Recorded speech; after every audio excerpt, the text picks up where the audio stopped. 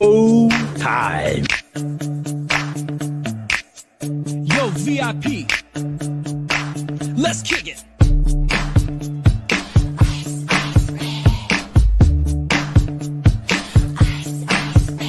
All right, stop.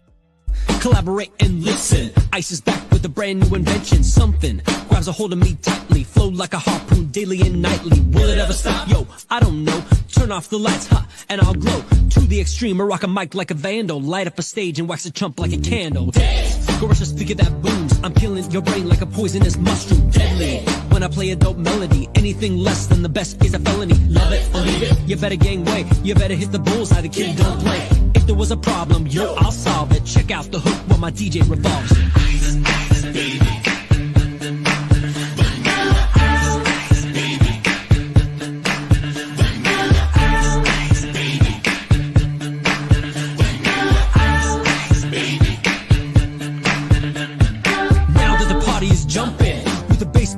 In the Vegas, I'm pumping. Quick to the point, no faking. Cooking MCs like a pound of bacon. Burning them, if you ain't quick and nimble. I go crazy when I hear a cymbal and I with a souped up tempo. I'm on a roll, it's time to go solo. Yo, what's the dang deal, man? How y'all doing? What's going on, chat? What's going on, man? How you guys doing? Happy Monday to everybody that is in the chat. What's going on? Already got my boy Fooly Cooley God in the building. What's going on, Fooly? How you doing? Good to see you. Goopa. My boy Goopa, of course, is in the building and has to make himself known. Of course, Goopa. Look, man, you got 2 months, bro. You got 2 months. And I don't know, man. We're gonna see. Fooly said Super from to make his comeback in a body bag, fam. Yo, let's just leave Smoker where he is. How about that? How about we just don't bring Smoker back? Not only does he not make it back to the Straw Hats, but like, let's just leave him like wherever he is, floating, sailing along, whatever it is that Smoker is doing. Let's just leave him to do that. If y'all don't mind, if you guys don't mind, that's cool. We all die someday. We do, man. And I think it's time for Smoker to just fall into the wayside. Let's leave him pre-time skip, because we saw he tried to like sneak into post time skip, and we saw how that went. It didn't go good. So let's just leave him there, if you don't mind, Goopa. But what's going on, everybody, man? Happy to see everybody in the chat, everyone that's already tuned in. Appreciate y'all, man. Welcome to the Straw Hat Podcast. Of course, you guys already know what it is. You know how I'm coming, man.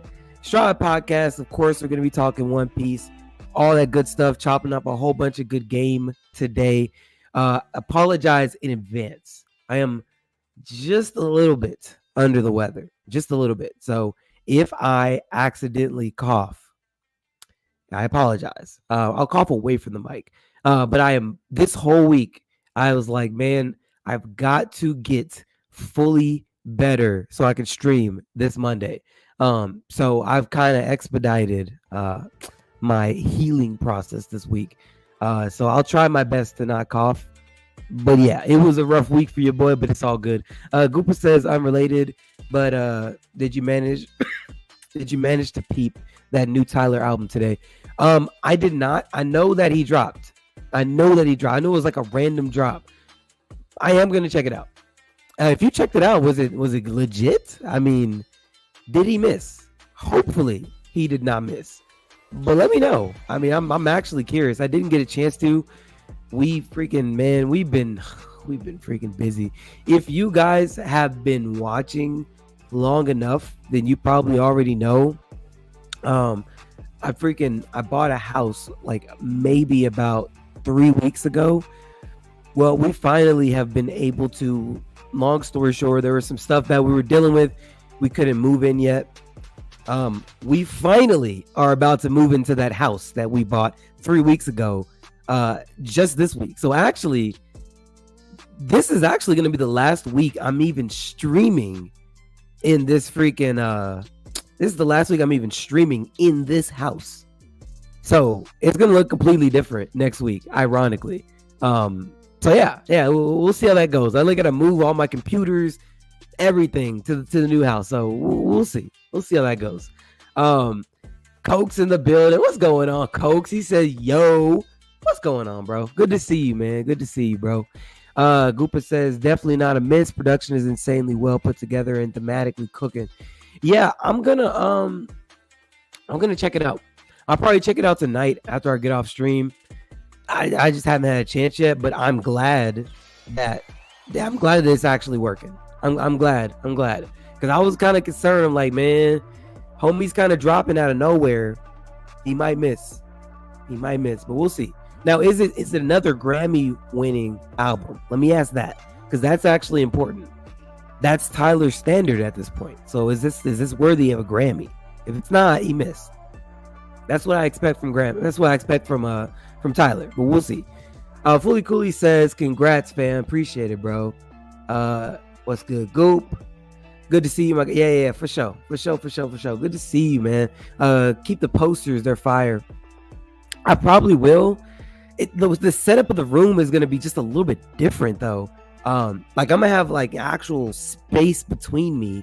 The room is a lot bigger that I'm gonna be in, so it's gonna be totally different. So, yo, I don't know if I'm gonna keep it, but also these are actually like wall scrolls. So we'll see. Well, it's gonna be legit, man. I'm gonna have all kind of stuff, lights, all that good stuff.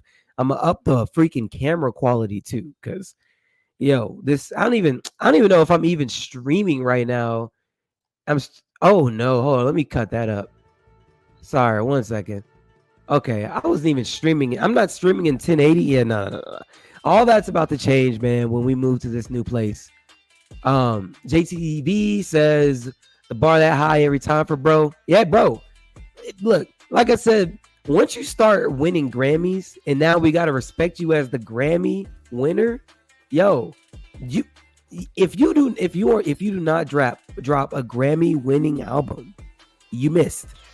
That's where I'm at with Tyler. Now he has consistently, he drops good music, but like, yo, we've come to expect something from you. So like, bro, if you don't drop a Grammy winning album, it's mid. That's what it is. It could be like one of the best albums of the year, but if it's not winning a Grammy, or at least in the conversation of Grammy, it was mid. That's just what I see. I mean, because we have expectations of like other artists. Like I have a high expectation of Drake, a super high one, and Kendrick. Both you guys are supposed to be at the pinnacle, and J. Cole. Honestly, not Grammy high expectations, but like, yo, majority of those songs need to be fire. Like they need to be some bars where I gotta squint, where I gotta do some of this. If I'm not making those faces while I'm listening to the bars on any of those 3 albums, it was mid. I mean, come on, bro. Like you can't be coming with no elementary bars. Not none of those 3. None of those 3. I'm not allowing it. That's kind of where I'm at. But I'm a very critical rap fan. So maybe y'all aren't there with me. High school picks. Yo, hey man, that was early, Drake. That was early. Okay. Hey, that was early. We don't talk about that. We don't even talk about that. Reese Slick, want to know your hip hop hot take one day? Yeah, bro. I got you, man. I've actually got a lot of hot takes about a lot of stuff. I actually had a stream like a couple months ago in the middle of that whole like Kendrick versus Drake beef, and it was like almost an exclusive. Like we got off topic completely talking One Piece, and I was pulling up YouTube videos, and we were going back and forth talking about Drake and Kendrick, and it was interesting. Maybe, man. Maybe like a bonus stream. Maybe one of these days we'll talk some hip hop, man. Maybe. But yeah, man, your boy is back, man. Just came back from Vegas. Hopefully you guys, a couple things. hopefully you guys read the chapter, because we're going to be talking about the chapters today, for one. Two, did you guys see the special episode? I hope you did. I hope you did. If you didn't see the special episode, what are you doing? It was beautiful. Now, I know we're men here, okay? A lot of us are men. It's okay to say something was beautiful and it made you cry. That episode was beautiful. And if you haven't seen it yet, like, why not? Go check the episode out. I know it looked a little cartoonish. You got a little girl running around the streets. I get all of that. You probably saw some pictures on social media and you're like, yo, this ain't for me. You might even be pissed off because you want to see, like me, you want to see the conclusion of Egghead. I get all of that. Okay? But go check out the episode. Even my boy Goopa said it's a 12 out of 10 episode. God dang it, it was. I had to rewatch it again before I got on stream today. Bro, the One Piece fan letter, it was like seeing that other dynamic. See, that's the thing that I do like about One Piece, is like their world building is so massive that like you can take something like that and just plug it into like those events, because they focused on the events of like the Marineford time and like the 2-year time skip time. Just being able to like plug in events like that, the world building so expansive. It's like, yo, like it just makes sense. You don't even have to question it. It just makes sense. JTV says, yeah, fan letter was, bro, it was absolutely fire, man. I mean, I'm not gonna lie. That doesn't make it okay for them to not give me the Egghead episodes that I deserve. I mean, cue the buck. I deserve that Luffy versus Kizaru. I deserve that because I've been waiting. So it did. Although I'm happy that I was able to see the Honesty Impact as the last episode, I would have loved to finish off on at least the Luffy and Kizaru. Like, I really want to see Luffy get that freaking baseball bat out and start hitting dudes with it, bro. I'm not even gonna lie. Jane Chiefin, what's good, gang? Go. What's good, Jane? Always good to see you in the chat, Jane. I hope you're doing well. And I hope, like I said, you've read the chapter 1130, because we got to talk about it today. And I hope you watched the One Piece fan letter episode, because if you didn't, what are you doing? But yeah, we're going to talk about both of those today. And also, I hope you guys have been having a good week, because I went out to Vegas. I checked out the One Piece Cafe. I got this hat actually from the One Piece Cafe. I got a couple other things too. I don't got my Zoro hoodie on me, but I got a Zoro One Piece Cafe hoodie. Yo, if y'all are ever in Vegas, please make sure you stop by the One Piece Cafe. That mug was legit. Absolute. Highly recommend. If you didn't watch my review on the One Piece Cafe, it's on the Instagram. Go watch it. It was actually pretty freaking good food. But your boy back. I'm sorry. I know we missed last Monday, but we're here now. We're going to talk some One Piece. So let's get into it, man. Let's get into it.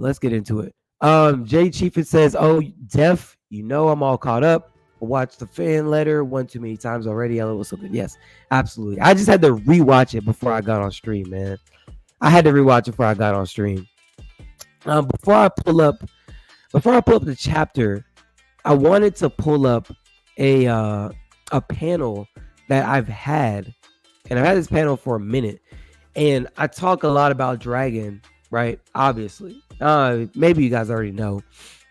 Dragon's ironically, oddly enough, one of my favorite characters, even though he hasn't really done anything, but that's okay.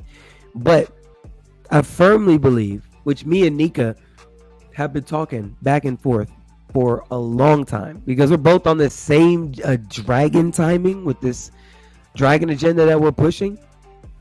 But I've talked a lot about in the past, not these last couple streams, probably like over a month ago, how I firmly believe that Dragon and Garp are actually in communication with each other. And there's a lot of like little nuggets that are dropped. There's a lot of different clues and hints of possibilities, right? But probably the biggest piece of information would be this panel that we all kind of overlooked, or at least I did. It didn't really hit me until I went back and looked at the panel. That this is when Luffy, Garp is talking to Luffy about his pops. And he's like, what do you mean I have a dad? He's like, what? He didn't tell you? He said he saw you off at Rogue Town, right? In Water 7, exactly. So looking at this panel, I'm like, okay, initially on first reading this chapter, it didn't really mean anything. It's like, okay, yeah, whatever. But going back, it's like, wait, he said he saw you off at Rogue Town. Like, wait. Yo, y'all talk? Y'all are in communication? Because like the way that the story would have you understand it, these two are not in communication with each other. Y'all communicate about Luffy? Like on a regular basis? Like y'all really be talking like that for real? Interesting. It's just interesting. I still firmly believe within my agenda that I'm pushing for Dragon, and from all the evidence that I've seen, again, they have communication with each other. Now, what it is and what they're talking about, I have absolutely no idea. But this at least solidifies right here, because I've been trying to tell people for a long time that they speak to each other. No, they don't. Come on, that's crazy. Here you go. This is what Garp said. I'm just saying. This is what Garp, the man himself, said. I talked to him. Basically, he told me that he saw you off at Loketown. That's what he said. So with that in mind, it just makes you think like, yo, what else is really going on here? What else is really going on behind our backs? I'm just telling you, I've really been studying Oda's work. Oda's not getting me with these fake outs anymore, and he's not getting me with these like super rug pull type twists. It's not happening anymore. I am on to you, Oda. You drop nuggets, and I'm picking the nuggets up. So anyway, I wanted to start it off before we even get to the chapter and talk about this happened. So do what you will with that information, but just know that was a thing. Coke says, OMG, I just put that together. I legit forgot he said that. Wow. Yeah, he did say that, man. And I've been trying to like explain to people like, yo, this is kind of like a thing that Dragon actually said Garp said out of his mouth. They have some kind of communication. They have some kind of relationship. What it is, I don't know. But like, yo, this is it. This is it right here. Like, what else you want me to say? What else you want me to say, man? So let me go ahead and pull up the chapter. We can go ahead and look at this newest chapter and kind of see where we are with this. And we're going to go from there, man. Okay. So I'm assuming that you all have had your time to go and look at the chapter. Let's talk about it, man. Let me move my screen down here. Boom. Now, I've already said it. Yamato is top 3. She's not 2 or 3. Yamato is top 1. Now, top 1 of what? I don't know. But I say that, and I feel a little bit upset with this cover story at the same freaking time. Yamato, sister, what? How is this sword being stolen right in front of you while you're sleeping? It makes me actually a little bit upset, because it's like, man, I had you up there with the likes of Zoro, man. I really did for a long time. But like, we just saw Zoro on Egghead sleeping. He's getting hit with a flying slash from Kaku and knocks the slash out the sky and wakes up from his sleep to do that. Yamato, you're sleeping and you get the sword stolen right in front of you. It's not giving, man. How do the young kids say? It's giving, it's not giving. That's what this is, not giving. But Yamato is still top 1. That's all I'm saying. She's still one of my favorite people in the show. So that's the only slander I'm gonna give her. But like, yo, it's not a good look, especially when you've been on this pilgrimage throughout these last, I don't know, 7 cover stories, going through these different towns in Wano. I get that you're sleeping, right? I get that Otama is sleeping too. She's been working hard to be a bewitching Kinuichi, but like, yo, this is not a good look. I'm just saying, it's not a good look. But either way, so we go through the chapter. Remember last chapter, Luffy was still locked up in that house, and he finally busted out the house. So finally, we get to see the other crew members at the beginning of this chapter, which we have Frankie basically telling them, yo, let's call off the search because, like, yeah, we can't find them. We've been searching, we can't find them. Jinbei's like, yeah, I used my shark network, I couldn't find them.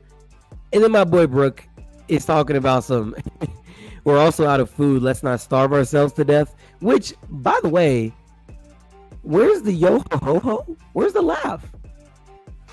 Where's the laugh? This is one thing when I was looking at this chapter, I'm like, yo, where is the Brook laugh? We're also out of food, let's not starve ourselves to death. That's the perfect time for a Brook laugh. No Brook laugh. That's a Brook joke. You're already dead, Brook. You can't starve yourself to death. But maybe at least they'll animate it, and maybe Oda just forgot to put the trademark laugh. But that's cool. That's cool. But either way, we're actually finally in Elbaf. I know we've been wondering, like, what's going on. We're finally freaking in Elbaf, thankfully. So they changed their course. They're headed to Elbaf on this ship. And then we see what Luffy sees, which is not only a massive tree in front of him, but he sees the entire environment, which, mind you, the way that Oda drew this in this arc is actually freaking nuts. The way that he drew the mountains, we'll actually get the full picture of Elbaf. It's crazy. It's crazy. I mean, I'm sure you guys have already seen it if you read the chapter, which I'm sure most of y'all have already. But it's wild how he drew Elbaf, like just the scale of Elbaf. If we are actually going to truly be able to go through this entire island and like legitimately go through each town, or at least most of the towns. If we don't go through each town, I get it. Like, we're actually going to go through a decent majority of these towns. We're going to be on Elbaf for a long, long time. Like I've said from the beginning, I feel like Elbaf is going to be the longest arc. I personally feel like it because there's so much to explore. There's so many ties to Elbaf. And there's so many like plot lines that we have that are unsolved up to this point. I mean, I just feel like it's almost impossible for this to not end up being the longest arc. Which I'm not upset with. I'm cool with. I'm completely fine with it. If this is gonna be the longest arc, cool. No issues with me at all. But either way. So they're going down the bridge. And also, big note, remember they split up the crew from the original East Blue people and people that went into Alabasta, and everyone after that is together. So they split the crew up just like that. Very interesting. We finally meet Gerd and we meet Goldberg, and we find out that these are two people a part of the New Giant Pirates, which Haruden is the captain of. We know that the actual captain is wow, just blank. The actual captain is it'll come back to me in a second. The dude that freaking Kuzan saved on Ohara is gonna come back to me, but he's the actual captain. He's just in the shadows.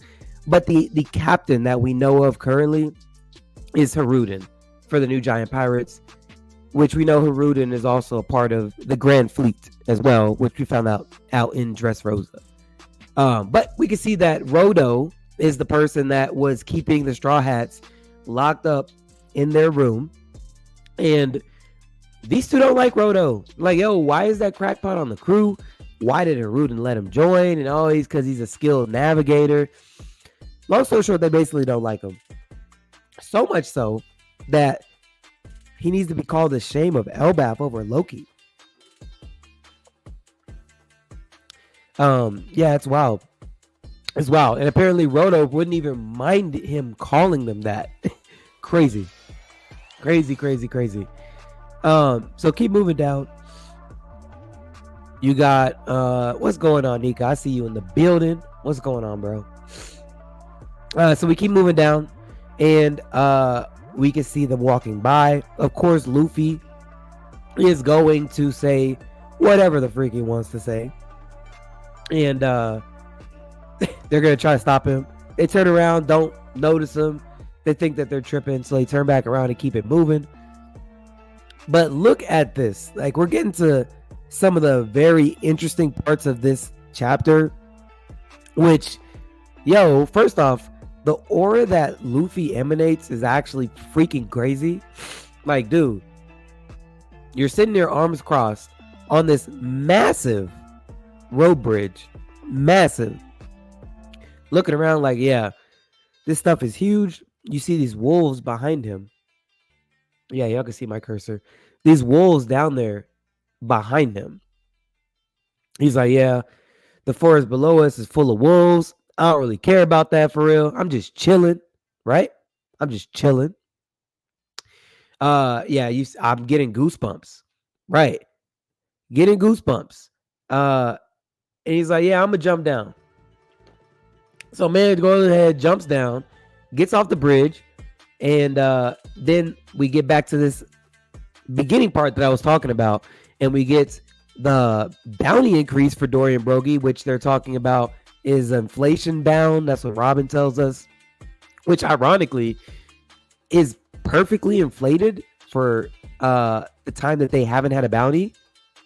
1.8 billion, which, by the way, I was looking, if you actually inflated Roger's bounty from his 5 million at his last bounty over the last 20 plus years, I think it was 22 years roughly,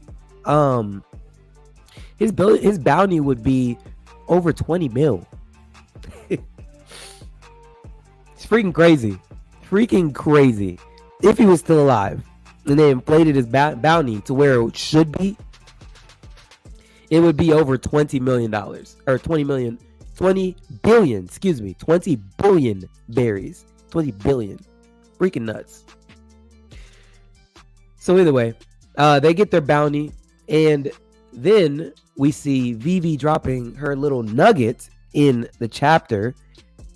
He's like, yo, why is Luffy have an X on his arm? I don't know anything about that. Yo, Frankie, you know something about that? No, I don't know nothing about that.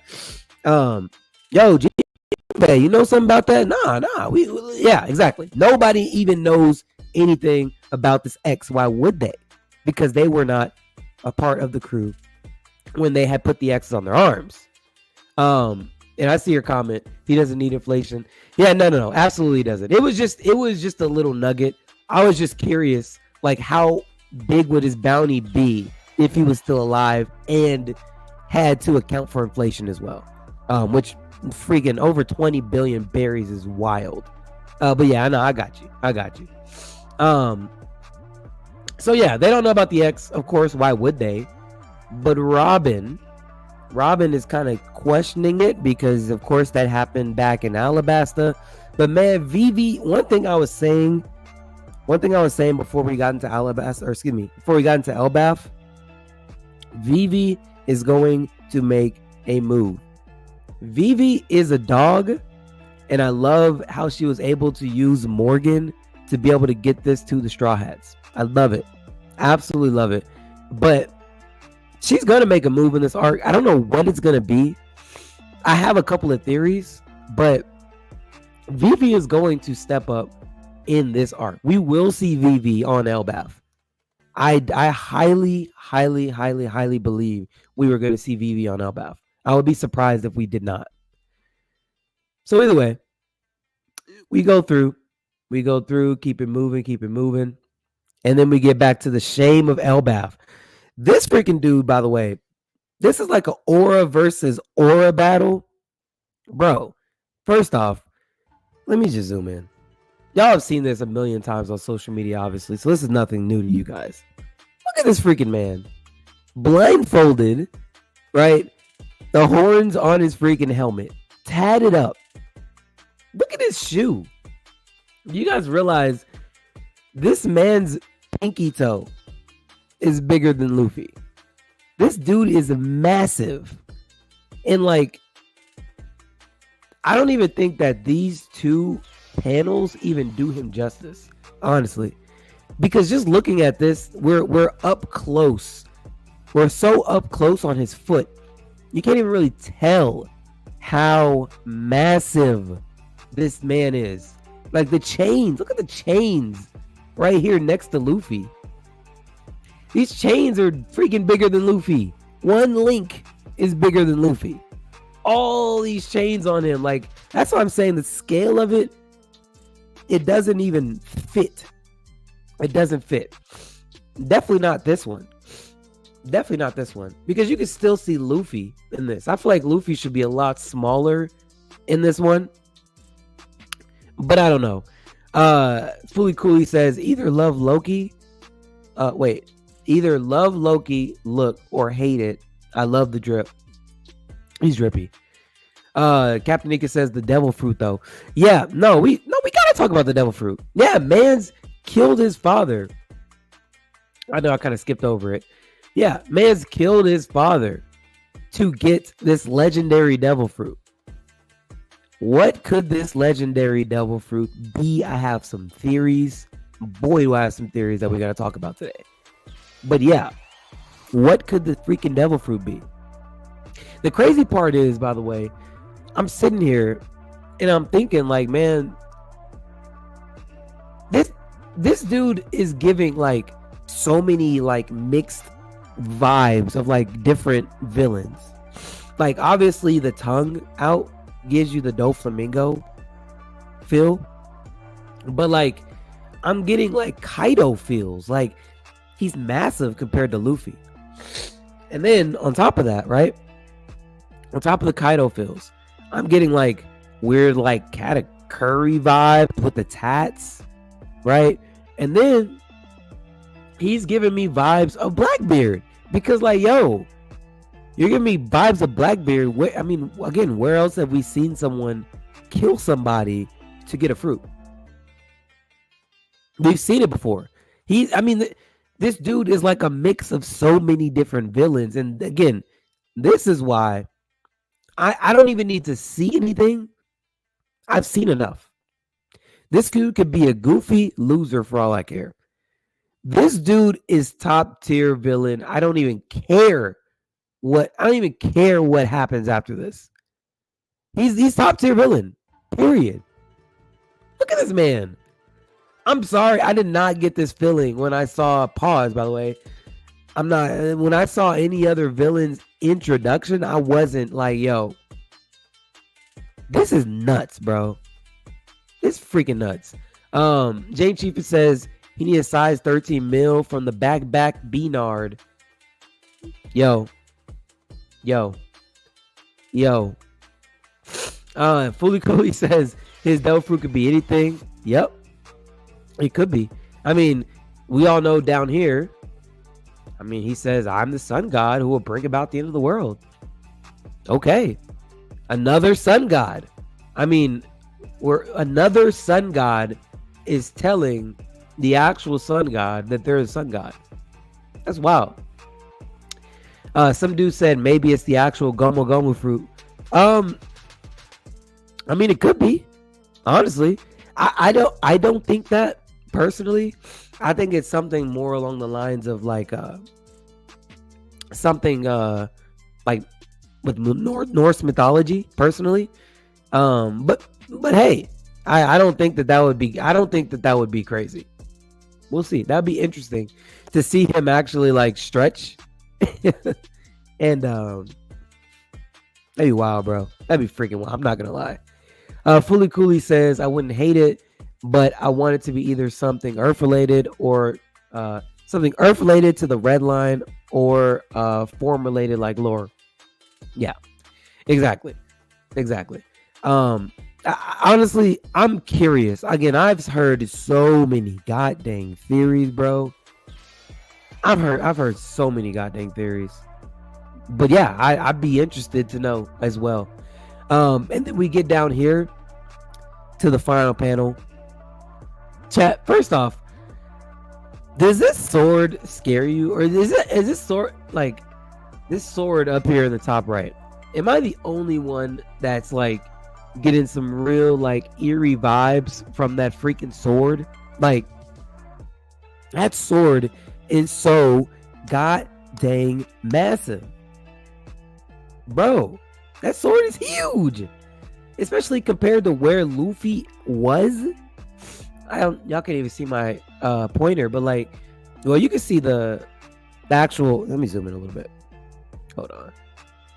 Wow. Okay. Wow. Hold on a second. There you go. You can see where they were down there where the voice bubble is, but like, dude, that freaking sword is huge. God dang, that sword is huge, man. JTV says they said that fruit didn't actually exist and wasn't. Yes, okay. Yeah, you're right. I did see that. The Gorsei, they did say that. They did say that. That is true. Goopa says, I'm used to wielding a huge sword. That's all I'm gonna say, brother. That's all I'm gonna say. I'm gonna leave it at that, bro. But I will say congratulations. Because not all of us are blessed, brother. But yeah, I'm gonna leave that one alone. Captain Nika says mythical, Elbaf, Fenrir. Yep, I've heard Fenrir, Jurgermangander. So many options, man. I got yeah, for sure. For sure. I have heard the Fenrir thing for sure. The sword and the scale of the island, I don't think we'll be having the gang all that's what I'm saying, dude. Exactly. This right here, dude. This right here is exactly why, or I'll do that. There you go. This is exactly why I feel like this arc is going to be the longest arc. Look at this thing.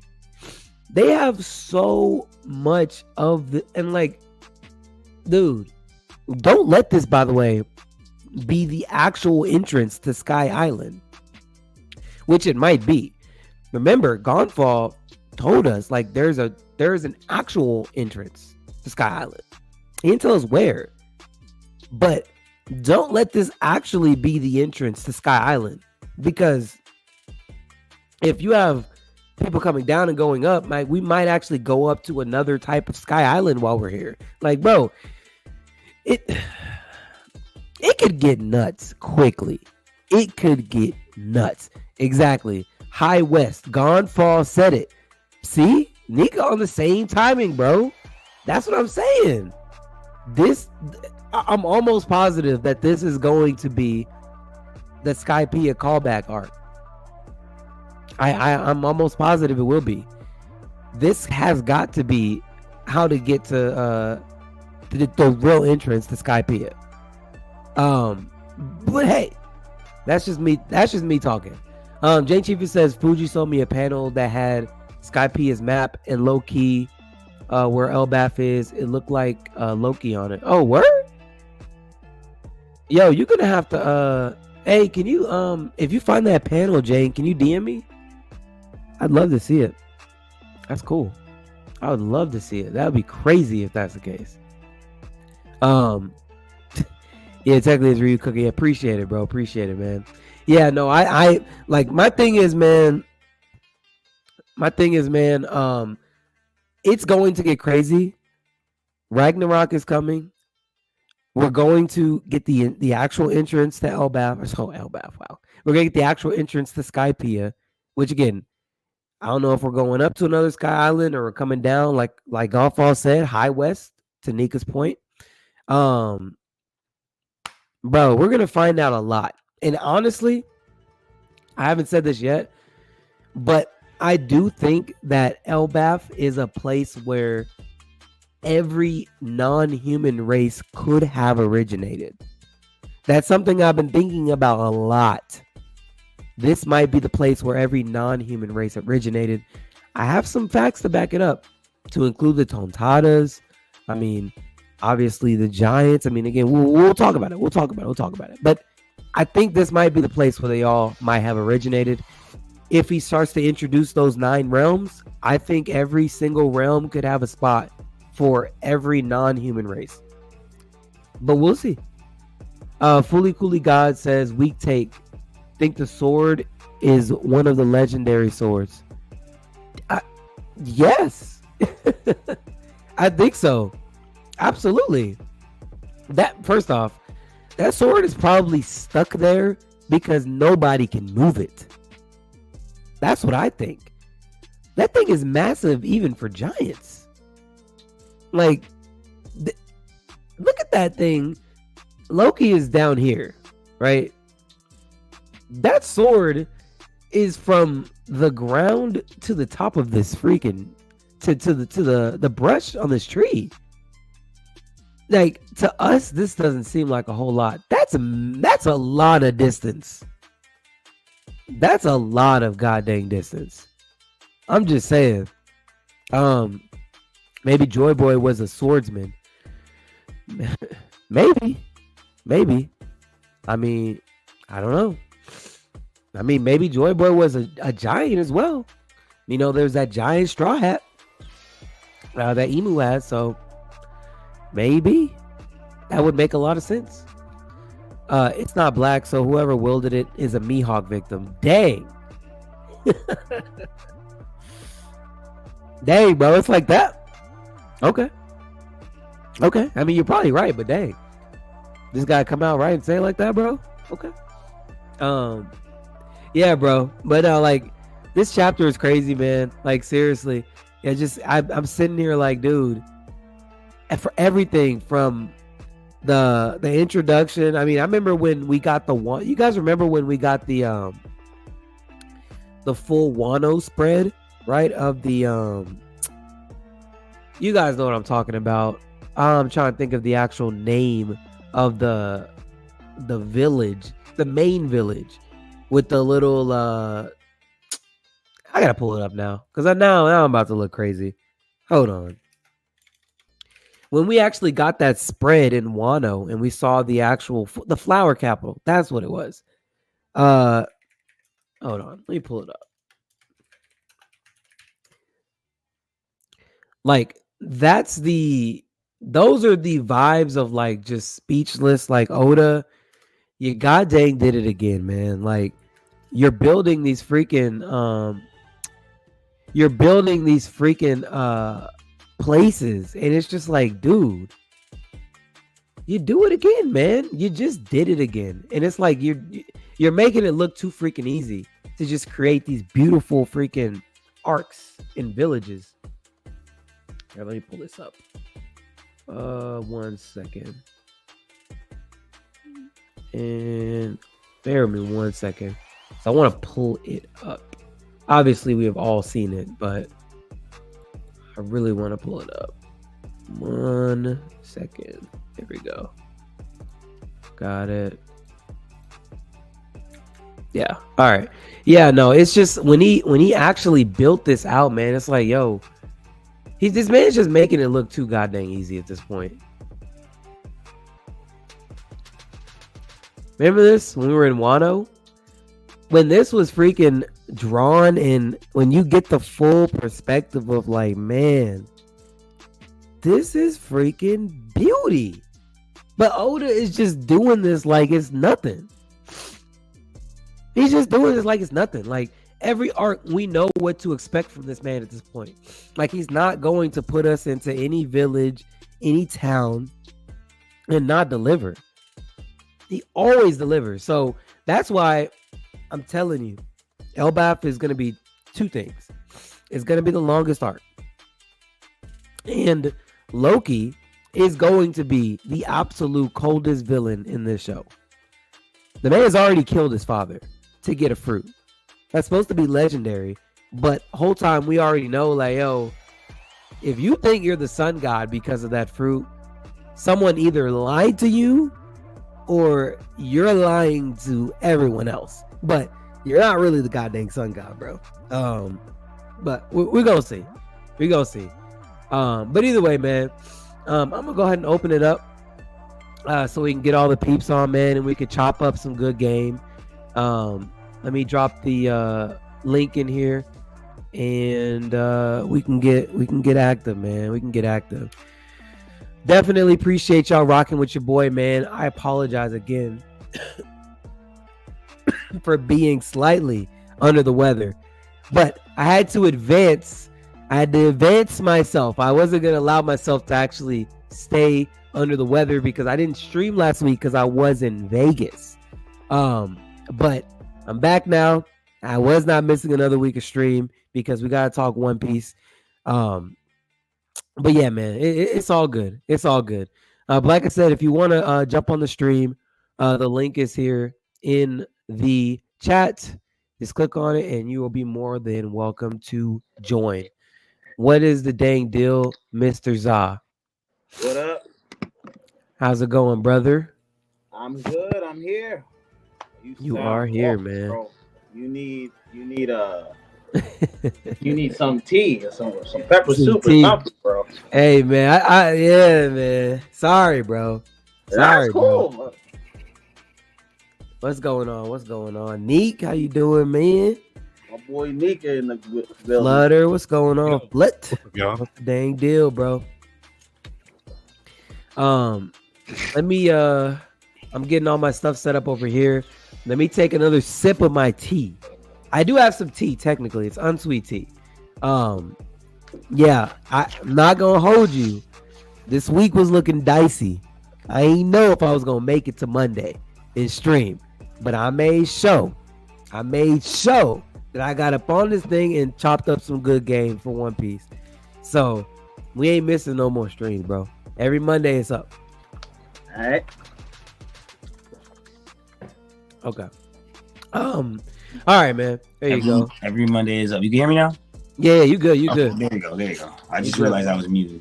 No, you good, bro. You good. All right, let me get your mics good. I just turned you up, Za, because you were low. All right. That's way better. All right, and Flutter, you're good. Okay. All right, man. Well, first off, I definitely, of course, got questions and theories and everything, man. But what's on y'all's mind, man?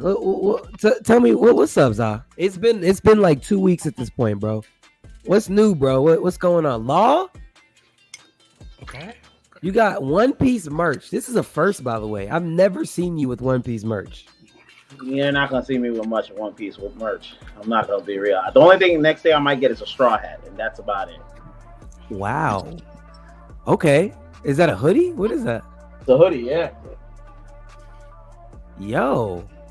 So okay. By the way, this is the first One Piece merch you've got. So like Law must be up there for you, apparently. Like yes. You know why? You know he's my favorite doctor. Wow. He's one of my favorite characters too, so that's cool. He's in my top faves. So He's your favorite doctor. I'm not even. One doctor. Okay. Yeah, don't go. I see where you're about to go with this. Don't. I didn't say anything. I just said number one doctor. Cheers to it. You know what I mean? Yes, sir. Good man for the law of eyes for sure. Oh, God. Okay. Well, let me just say this. Let me say this. He is he's a better surgeon than Chopper, but he's not a better doctor. That's all I'm gonna say. That's true. You cannot debate that. But we can end that. I'm gonna start this note. Since you're sick, I'm gonna be positive. See? Keep a good vibe. Yeah, keep a good vibe, man. But let's just keep it a buck. The better surgeon is Law, only, by the way, because of his devil fruit. And if you say that's wrong, you're lying. He uses his devil fruit to enhance his surgical skills. Yeah. Chopper does not have that fruit, and he's a better doctor, and he is a surgeon as well, which probably is a better surgeon if we're actually being completely honest. But hey, we'll put that in the past. He saved Luffy at his lowest moment. That's all I gotta say. He did save Luffy at his lowest moment. Let me ask you this. If Chopper was there, would Chopper have been able to do that? No. Why not? Just don't think it's a spiel. Okay. Okay. You tried, Reed. You Yeah, tried. I got it. You tried. You gotta give yourself some You credit. do your best. Yeah, give yourself some credit. Nah, it's cool. I already knew what I was getting myself into. It's cool. It's cool. I don't even know why you started it. Yeah, it's cool. It's cool. I figured, man, a week off, maybe he got some One Piece merch. Maybe on break week, he's liking Chopper now. Maybe. Listen, Reed. Just to let catch you up, man. I asked Zaza between Shanks and Mihawk, who you sided with? Because I realized he slanders both sides. When I asked him the question, he continued to slander both sides. He couldn't even pick. So Wow. he's consistent. He's very consistent. Wow. He's very They're consistent. both lazy and side piece characters, so we'll be good. I was this week I was talking and I had an interesting thought which Wayne brought it up to me.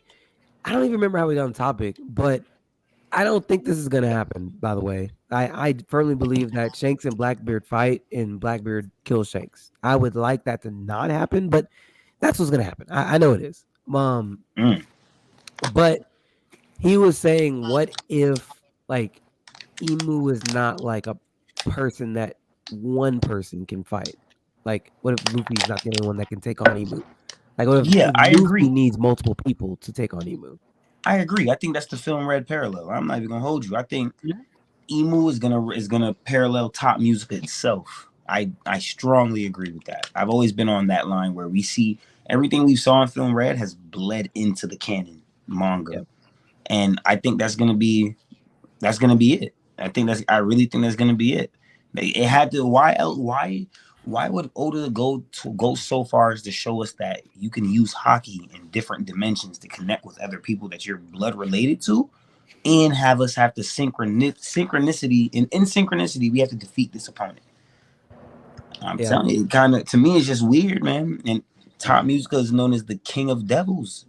You know what I'm saying? Yeah. So just Top Music seems like a big piece of foreshadowing in my eyes for either Blackbeard or Emu, but I'm landing more so towards Emu. Yeah, But Blackbeard's gonna try to dupe Emu. yeah. No, I believe that.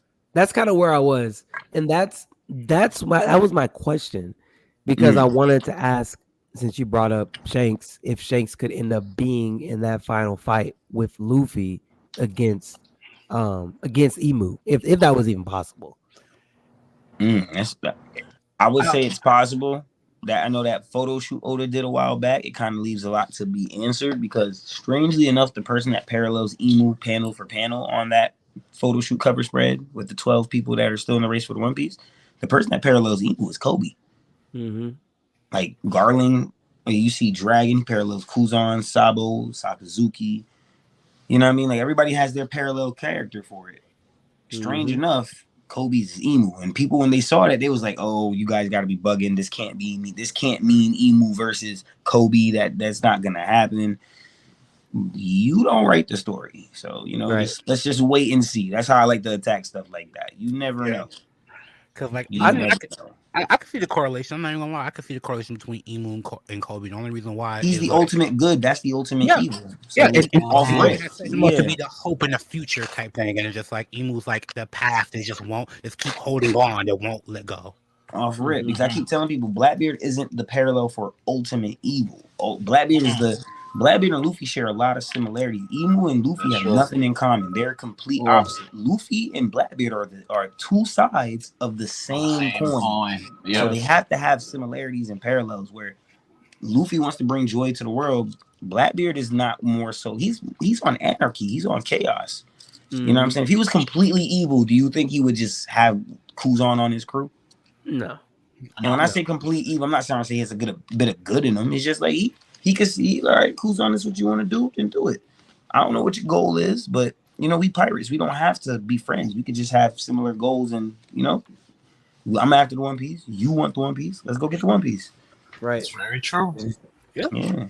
Yeah. I mean, he's also not like these other pirate captains that we've seen in the show, who just literally do not care about their crews. Blackbeard cares about his crew. Yeah, he Right. does. Right. So he's not just like punching them around and beating them up and ruling by fear. Like kind of like well, not that Rox was like that, but I know that Rox's crew did not like him at all. They made that very clear in that flashback. Big Mom's like, "Yo, if you ever have anything to say, just tell me. Don't tell Rox, because like we don't really help with Rox. You can't So, trust like, that scallywag. Yeah, They we didn't can't try. trust They him. didn't fuck with him. Nope. Yeah. Although on that, I'm about to finish. But on that same point, remember Pizarro though in those last episodes was having like a weird like, yo, are you jealous of Blackbeard? Like, what do you want the No, spotlight? he was definitely jealous. But that's the Yeah. same thing. That's the same thing though, because you got to realize Sanji had them same vibes. Look how long Sanji went in the pre-time skip fiending for a bounty poster, bro. Fiending to get please put a price on my head. Like That's true. That's true. That's He true. Pizarro's like, hated yo. that Crocodile didn't know that he was Mr. Prince. Yeah, you gotta remember Pizarro, he's known as the king of corruption. He was already a badass before linking with Blackbeard. So he's like, yo, listen, I get that teaches him. My issue is that I'm him too, and nobody knows. So we gotta put the world on. So I'm gonna try to sink this shit and see what happens. Then he got hit with the seven time explosion. Conquerors coded Rio hit by Kobe. So hey, The hit, by the way, the hit that people are still trying to say was not Conquerors. By the way, That's so ridiculous. He had he even had the glare in the eye of the eye. With the red it was like, come on, like listen, cope is cope harder. Debate your mom. Yeah. Get bodied. Yeah. Argue with Jesus. I'm sorry. And this is coming from a guy who's not like super sold on Kobe, but like even I have to say, like, oh, come on, like, what are we doing? Are we seriously gonna sit here and take this away from Kobe? Like, man's literally just broke this massive arm, a massive arm. Let's not take out of context like the scale of Pizarro's arm. Like, that thing is huge. I don't think a whole lot of people understand it. Can I ask a favor? Can you play Kobe's hit? Can we do that? Is that possible? Can we just play the Honesty Impact? Can we count how many explosions happened after it actually impacted? Like, let's really count how many explosions we see after it actually impacted. Like, let's do it. Legit. All right, give me 1 second. I got you, bro. I hate to do it, but people, I don't get why we keep shitting on Kobe when Kobe's like, I just don't get it. I don't get where all this Kobe hate comes from. I feel like people are hating on Kobe because they have no one else to hate on right now.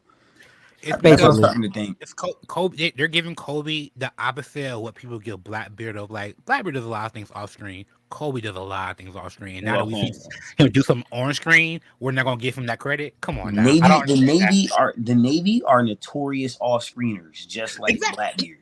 Look at Punk Hazard, bro. Like, we still don't know what a Logia going all out.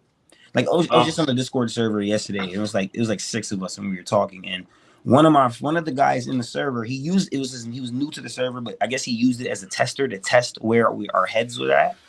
And he was talking about, YC1, why Yonko Commander 1 level. Oh, what's good, Cokes? That's why I like to see facts. Yonko Commander 1 level, Yonko level.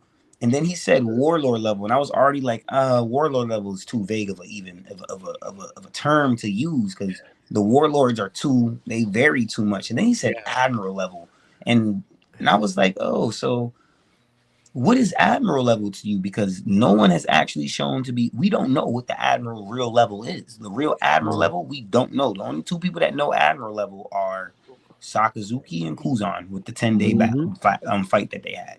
Yeah. Yep.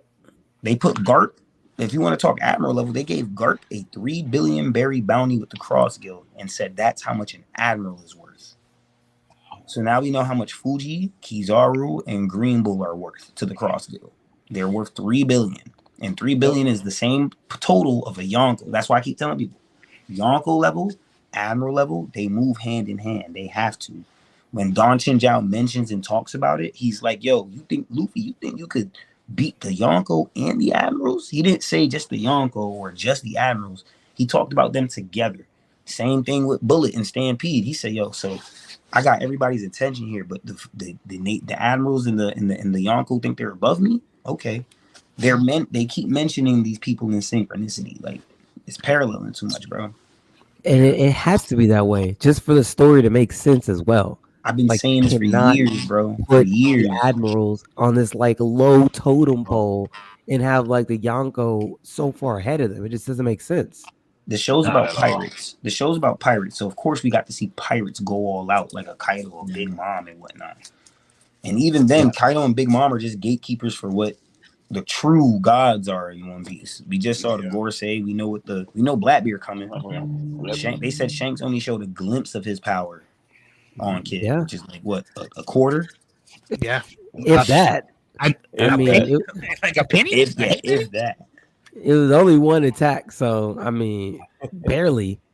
Exactly, I mean, Yeah. So here's the I got you, bro. Here is that Galaxy as Impact. requested. the honesty impact. Yo, listen, when we watched it, I had to call Cokes and ask him to make sure he actually counted them explosions, bro. He was on it. He was on it. As requested, bro. See the red lightning? Crazy. Here it comes.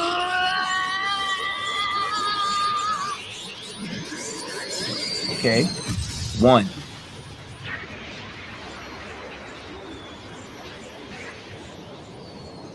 2. 3. That's a double. 4, 5. 5, yeah. 6. 6, 7. 8. God damn, bro. I counted wrong the first time. We said 7. That's like a whole new number. I didn't count the double. Yeah, I impact. did play That's 7 why. the first one. 8. Yeah, bro. So damn strong with you on both eyes. And people will still sit here and say that I had no conquerors attached to it. Nah. Harder. No, that wasn't Conquerors at all. Yeah, man, that was just a basic punch. I don't even know if that was armament, bro. Come on. Like, get out of here. Yeah, bro.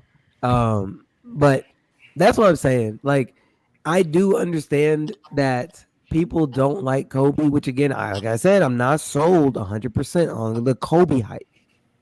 But that man just did that. So my eyes are open. Yeah. He has awakened something that he didn't have before.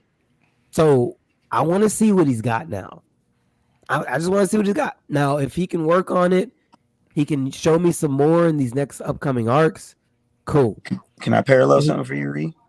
Please do. Remember Film Red? Like, keep talking about the Film Red. Like, it keeps paralleling. We talked about this with on the podcast with Sons of Tokyo. But in Film Red, when everybody's matching up with their people to attack, notice Kobe matches his attack with Ben Beckman and Zoro. Mhm. Yeah. It wasn't a Conqueror's coded kick, but Beckman used the Conqueror's coded bullet. Zoro used King of Hell Ashura, legit. Mm-hmm. The only reason we didn't see the red lightning from Kobe is because he ain't want to spoil the surprise. Yeah. So I'm just saying, man, look, Oda been trying to tell us what it is. You know what I mean? If we running from the truth, then you know, yeah. I mean, hey, would y'all call him the Pink Mamba? I do. Pink Hey. Mamba, yes, sir. Hey, man. No, man. I don't call him I'm none of not that. on All that. right, let's relax. Hey, Let's relax. I'm not Let's on that relax. train. That's not me. I know. What's wrong with Pink Mamba, bro? What's wrong with Pink Mamba? Why we So hating that's Mamba? merchandise right Pink there. Mamba. I kind of gotta make some merchandise off that. That's cool. That's what I'm saying. Yeah, Foolie. cool. I Yeah, think Foolie. I think Kobe he not needs with the to Pink earn Mamba. that title just because, like, bro, his first action is always to cry and shy. That's what I call Kobe. He's a cry and shy kind of guy. Facts. So, like, Remember the parallel. Kobe and Garp, Deku and All Might, I get Rocky it, and Guy. Just but you remember know that. what? Here's the difference, though. What's up? Deku didn't take how many seasons has it taken Kobe, and he's still crying and shying. I don't want to hear that. To this day. Deku cried last season. What are we talking Yeah, about? what are you talking about? What are we wait, talking about, Reek? Wait, no, I got you. Hold on, but Deku had his moment of anti-hero, right?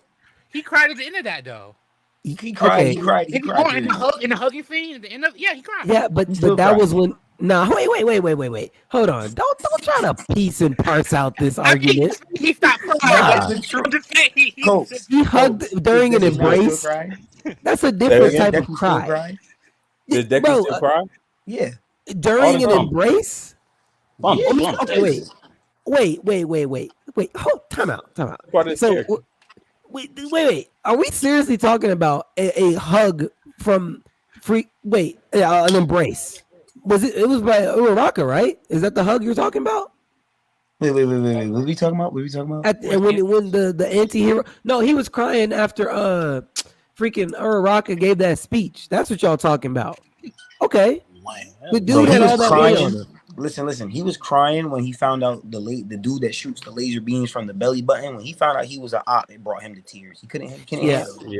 No, you're He right. cry all the time, man. Oh, But damn! it's I different. didn't remember that one. Yeah, Damn. That so was now, crazy. it's No, different. it's crying. Crying. The crying is like, it's not before I need to step up. Like when Deku needs to step up and fight now, and even like the season before that, and even like the season before that too. It's not like, oh God, I need to fight. Okay, I'll do it. No, Kobe did Step have up that and fight. moment. The problem is that Luffy one-shot him in that moment, to be fair, you know? Yeah, I Kobe mean, I had get that it. moment when he was crying, running from the battlefield, felt sorry for himself, was like, I'm scared of war. Then he said, you know what? Fuck that. If Luffy out there, I gotta be out there. Real I talk. get it. I'm You know what just I'm saying he can't be dubbed the Pink Mamba until he steps up and fights with no tears. No tears. Oh, that's gonna happen. Don't worry about it. Pink Mamba soon, in theory. I'm not soon. calling him that. Come I'm on. not calling him that. I'm not Come calling on. him that. Y'all I'm giving not Kobe calling too him much that. He flack. gotta earn that, bro. He gotta earn the Mamba title, bro. The Mamba title? honesty impact was crazy. Don't get me wrong, but like, bro, you cried in the air for like 10 minutes before you punched him. Because So, he like- a tier man. You can't get mad at him being a He's a tier man. tier man. Give me I can that. totally get mad at him about that. No. I ain't Bro. mad at you get mad at about that. I ain't mad. He spent the second half of that episode floating in the air before he punched him. Because And he was got crying. yeah. He spent the first half of it crying on the ground. He spent the second Uh-huh. half crying in the air. Yep. He's not Mamba yet, bro. He don't Got the guard Mamba stabbed mentality. because he I'll got guard settle stabbed for because it. he wasn't focused. I'll settle for it, but it's coming though, so it's okay. It's coming. We know it's coming. When- That's the crazy When do part you? about it. This is just theory time. I'm just curious. When next big fight for Kobe? What do you think that is? Well, it depends. Well, see, big fight. I have it coming later in the end game. I do think he one shot somebody on pulling up. The next time he pull up, he's one shotting somebody. I don't care if they're Toby Ropo tiered character or what. Oda has to show us why he's like that now. So I think he's gonna one shot somebody or low diff somebody for real. I would like that. Yeah. I think that'd be see dope. a low diff coming. I see a low diff coming. Do you think it's well, obviously it'd have to be a pirate, but I'm just curious who. I mean, I don't who know. right I don't now know. who would you put him up against to actually get a low diff? I don't know. out here. I don't know who You just could put him yet. up against a supernova to get a low diff fight. Just it depends on who that supernova would be to make the story make sense. Okay. Okay. But- This you could probably this might be like a cop out in a sense, but like if you want to do like maybe him like showing like a little training, him taking out one of the seraphims, that scale Kobe really well. Where it's just like, oh, he could take on a seraphim. That's a good like. Damn. Can he do that? That's what I'm saying. Like that would be a good scaling in the sense of like we see Kobe take out a seraphim, and then like which seraphim it is kind of give you like a scale. Like, oh, Kobe can handle himself with one of these. That's a scale. Nah, for real. He take out one of them. I'm gonna have shit. I'm a tattoo that pink mamba on him. He earned that shit. King. No, not for a seraphim. You gotta do a little better Yo. than tat it. Hold on. Calling him it is one Seraphim? thing. Tatting it is a whole nother ordeal. Yo, Yeah, I'm not doing that. So how strong or weak do y'all think the seraphim is? it 'Cause I depends think on we- which one. Mhm. Okay, I I'll don't think base it it matters. off of what I Warlord personally is. don't think it matters which one right now. They all are equally hacked out. Plus, they all have the Lunarian and Cybernetics to match with the hacks that they individually have. Like, watch this. I'm always gonna say S Hawk is gonna be top one because Mihawk top one Warlord. Facts. Yeah. how we see Jinbei, we have S Shark utilizing the swim fruit like if he's awakened or something. But that's all just Fishman karate. So it's like, oh shoot. Same thing goes for what's it called? The same thing goes for Croc, S Croc. We don't know what his ability is. I'm hoping it's the Magellan shit.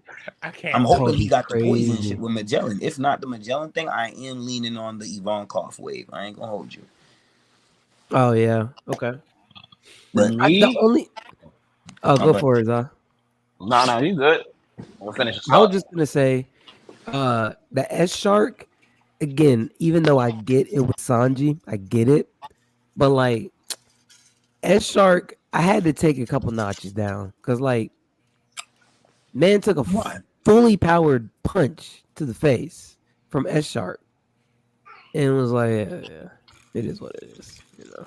That's fine though, man. Come on, Sanji just got a whole durability buff. Go back. Which one is S Shark? Jinbei. And you saying he punched Sanji in the face? Yeah. Sanji withstood it with the power of love. Nothing's wrong with that. If it was the same Sanji that got his leg cracked by Virgo and got hold in the air by Dolphin, I would be with you, Bree. But he just got a whole buff. Like his exoskeleton, and he uses armament hockey. We know he literally tells Black Maria, "I'm going to take my armament hockey off because I don't want to hurt your hand while you're punching me." Because I love women that much. Like he's that locked in with not hurting women. So I get it. Just saying. I was just looking at like, I don't know. I'm looking at how they went and fought the other Seraphim on that same arc, and they had all of this trouble fighting them. And then S Shark again punches Sanji. I guess I just expected more. I understand where Sanji is with his defense. That makes complete sense to me. I get it. The buff, basically super indestructible. I get all of that. But like, man just took a punch and was smiling. Like, S Shark, bro.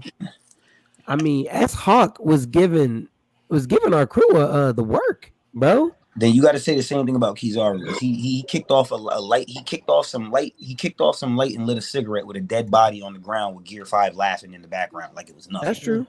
So you got to give Kizaru the same energy, bro. Same energy. Kizaru, I'm watching Kizaru closely because he got some explaining to do. You got him on Fry Watch? Hey, brother, he got a lot of explaining to do. He pulled up with a lot of gusto. He ain't show a lot of gusto. That's all I'm saying. He was going through something. I won't be as hard on Kizaru. His mind wasn't in the fight. You know that. I'm not being hard on the character with the rational take, bro. This is a different Zaza, bro. Word, the W Zaza right now. What you put in your cereal this morning? I don't know. He had it wasn't nails. He had the cinnamon toast. I'm just saying. He had the cinnamon toast. He got 2 bowls. I saw him. I'm just saying. I'm gonna give Kizaru a little bit of break because when he talked to Magma Boy, he was like, "Hey, yo, bro, you come out here and you do it." I was like, "Okay, see, playing with him. I'm not even playing with him too much." That was his saving grace for me because, like, I really thought Kizaru was gonna die in this arc. I thought we were gonna have an admiral die on Egghead, and that'd be like the incident because we haven't had any of them like truly touched like that. I'm glad we're talking about this because I remember it's actually in one of my reels. You can see it. Me and Cokes are having this conversation about the admirals, and if you watch the whole live and not just the reel, I'm literally telling Cokes like, listen, if we see what's going on with the Gores. This is before we learn Saturn dies, before any of that. I'm literally telling him, yo, this is going to be a big failure for Kizaru. The conversation between him and Sakazuki has to be different. I didn't know what it was going to entail, but it can't be the same regular conversation like with Fuji and Green Bull or like Kizaru and Sakazuki before he goes to Egghead. No, we got to see direct dialogue about what's going on here at Egghead. And we got that. We got that. It was lovely to see. We got Sakazuki saying, "I'm sorry, brother." Mm-hmm. Even though he was capable of that. Right? He had a Zaza moment. It was crazy.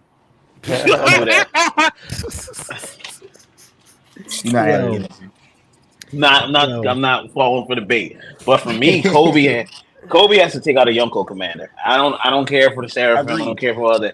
He has to take out a Yonko commander. Eventually, he has to fight a commander. He has to fight a commander. I do agree. If not a commander, he got to fight somebody that's in between that commander and admiral range. You know what I'm saying? Or Yonko range, like a. What about a Rev commander? A Rev commander? Nah, I don't want that to happen. I don't want that to happen, but he could do it. I think he could definitely. I think he could do it. There's a few. I wouldn't. It wouldn't hold the same weight for me if he took out a Rev commander. Yeah, that'd be like because they vary too much. They vary too much because you got Amnesia Boy here, and then you got Ivankov level is just kind of like it's like you don't really. You got old girl whose power is to like rally people and whatnot. I'm like. Kobe definitely got a few of them. I mean, I don't know. I'd be interested because he kind of does have a lot of different people that he could end up crossing paths with and just sparring with. I mean, just because they're on different sides. I don't want it to be someone in the Revs, but I do think it would be interesting. Now, obviously, he would lose, but it would be interesting if he did have hold on. I don't know if he would see. This is why I don't want to have that conversation. Wait, no. Let me hold on. I'm gonna tell you who he's gonna lose to, and you'll agree. Sabo. That's what I'm talking about. If he cross paths with Sabo, that would be an interesting interaction. That'd be the best interaction. But that would be a very interesting interaction. Now, I don't think obviously it would be Sabo, huh? No, I was agreeing with you. It would be interesting. I don't know how to. I never thought about this a day in my life, so I'm all ears right now. Yeah. I'm just saying. I don't know how that interaction would play out, but of course, with their connections to Luffy, I think it would be interesting. I don't think he can beat him. He's not capable of it at this point. Not even close. But maybe if Sabo does spar with him and hold back because he knows Luffy, that could get us to see more of what Kobe has, and not actually being like a real like fight where someone's actually going to try to kill you. Like he might just try to fight him, but like I'm not really trying to kill you for real because you're really connected to Luffy at the end of the day. Okay, what about a Karasu? You think Kobe could fight a Karasu? He could. But I got Karasu's next fight being a Holy Knight. But I that since we were on the topic, I was just like, let me just throw that up there, see what happens. I think that would be interesting. I would actually like to see that. I like Karasu. Karasu is a very interesting. I like Karasu too. I always thought that ability was fire. If you ever seen Fire Force, there's this guy that uses like he has his like hand kind of like it's already done. He's not supposed to be using that ability anymore. Yeah, it's the black smoke thing, but it's really just like ash. You know what I'm saying? So I'm like, okay, stuff like that. Yeah, I love the fact that Oda went out and still adding in more. Like I love that Oda's still adding in more Logias to the to the fold. Like I love that. Like we still get like Groose. We don't know if Groose is actually Paramecia or Logia because of the dynamic of how his fruit has been shown on Hachinosu. Like it can still up in the air on what that is, you know. Kobe versus Sentomaru. That's what Jane keeps saying. But why Sentomaru? Why he gotta fight Sentomaru? Sentomaru. I don't want him to fight. I don't want to fight any Navy dude. He needs to with the world government. Exactly. After he just left and saw what they did to Egghead and Vegapunk and all that other shit, he probably like, nah, fuck these niggas. And especially for me, because my bad. No, you're good. Go for it, bro. No, I was saying, especially because remember, Kobe made this whole speech. Because he heard the Vegapunk. He's like, I got to take Luffy out. So how do you do that? You got to start taking out these pirates. You say the One Piece is this. You got to start taking out some pirates. So for me, honestly, I know Nika gonna say something, but I think he has to take out one of One Arm's crew. He got to take out one of them. If he does that. I'm not disagreeing with that. I think if he does that, it definitely warrants the threat level because those are the most capable pirate. That's the most capable pirate crew on the seas right now. I was personally thinking he gonna get some feats against Crossguild because right now Navy versus Crossguild is an ongoing topic, and anybody can take out like somebody from the Crossguild event. Like even if he was to take out, like he got it, like if they get more warlords on their under their belt, or if Oda introduces bounty hunters, or let's say he gives Daz Bones a crazy buff and awakened Chop Chop or whatever the create, or not Chop Chop, No, that's the Dice, yeah. Like no matter what he do, I think if you show him taking out this guy, it at least tells us Kobe's a little capable. We just would need another feat from somebody else, though. You feel me? Yeah, I don't think he's ready to hang with any Red Shanks pirates right now to keep it a break. One arm? Yeah.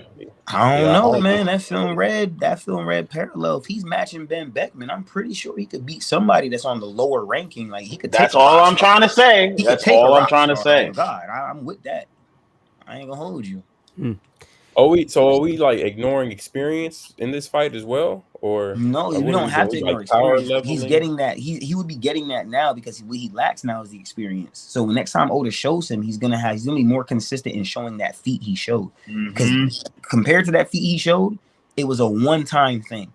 Even in the Battleship Bag chapters, when he's punching the Battleship Bag, only one of those punches make the Doom sound effect, like a code, like a Garp or a Kuzan's. All his other punches in that same rep was like dud, stud, boom, bum.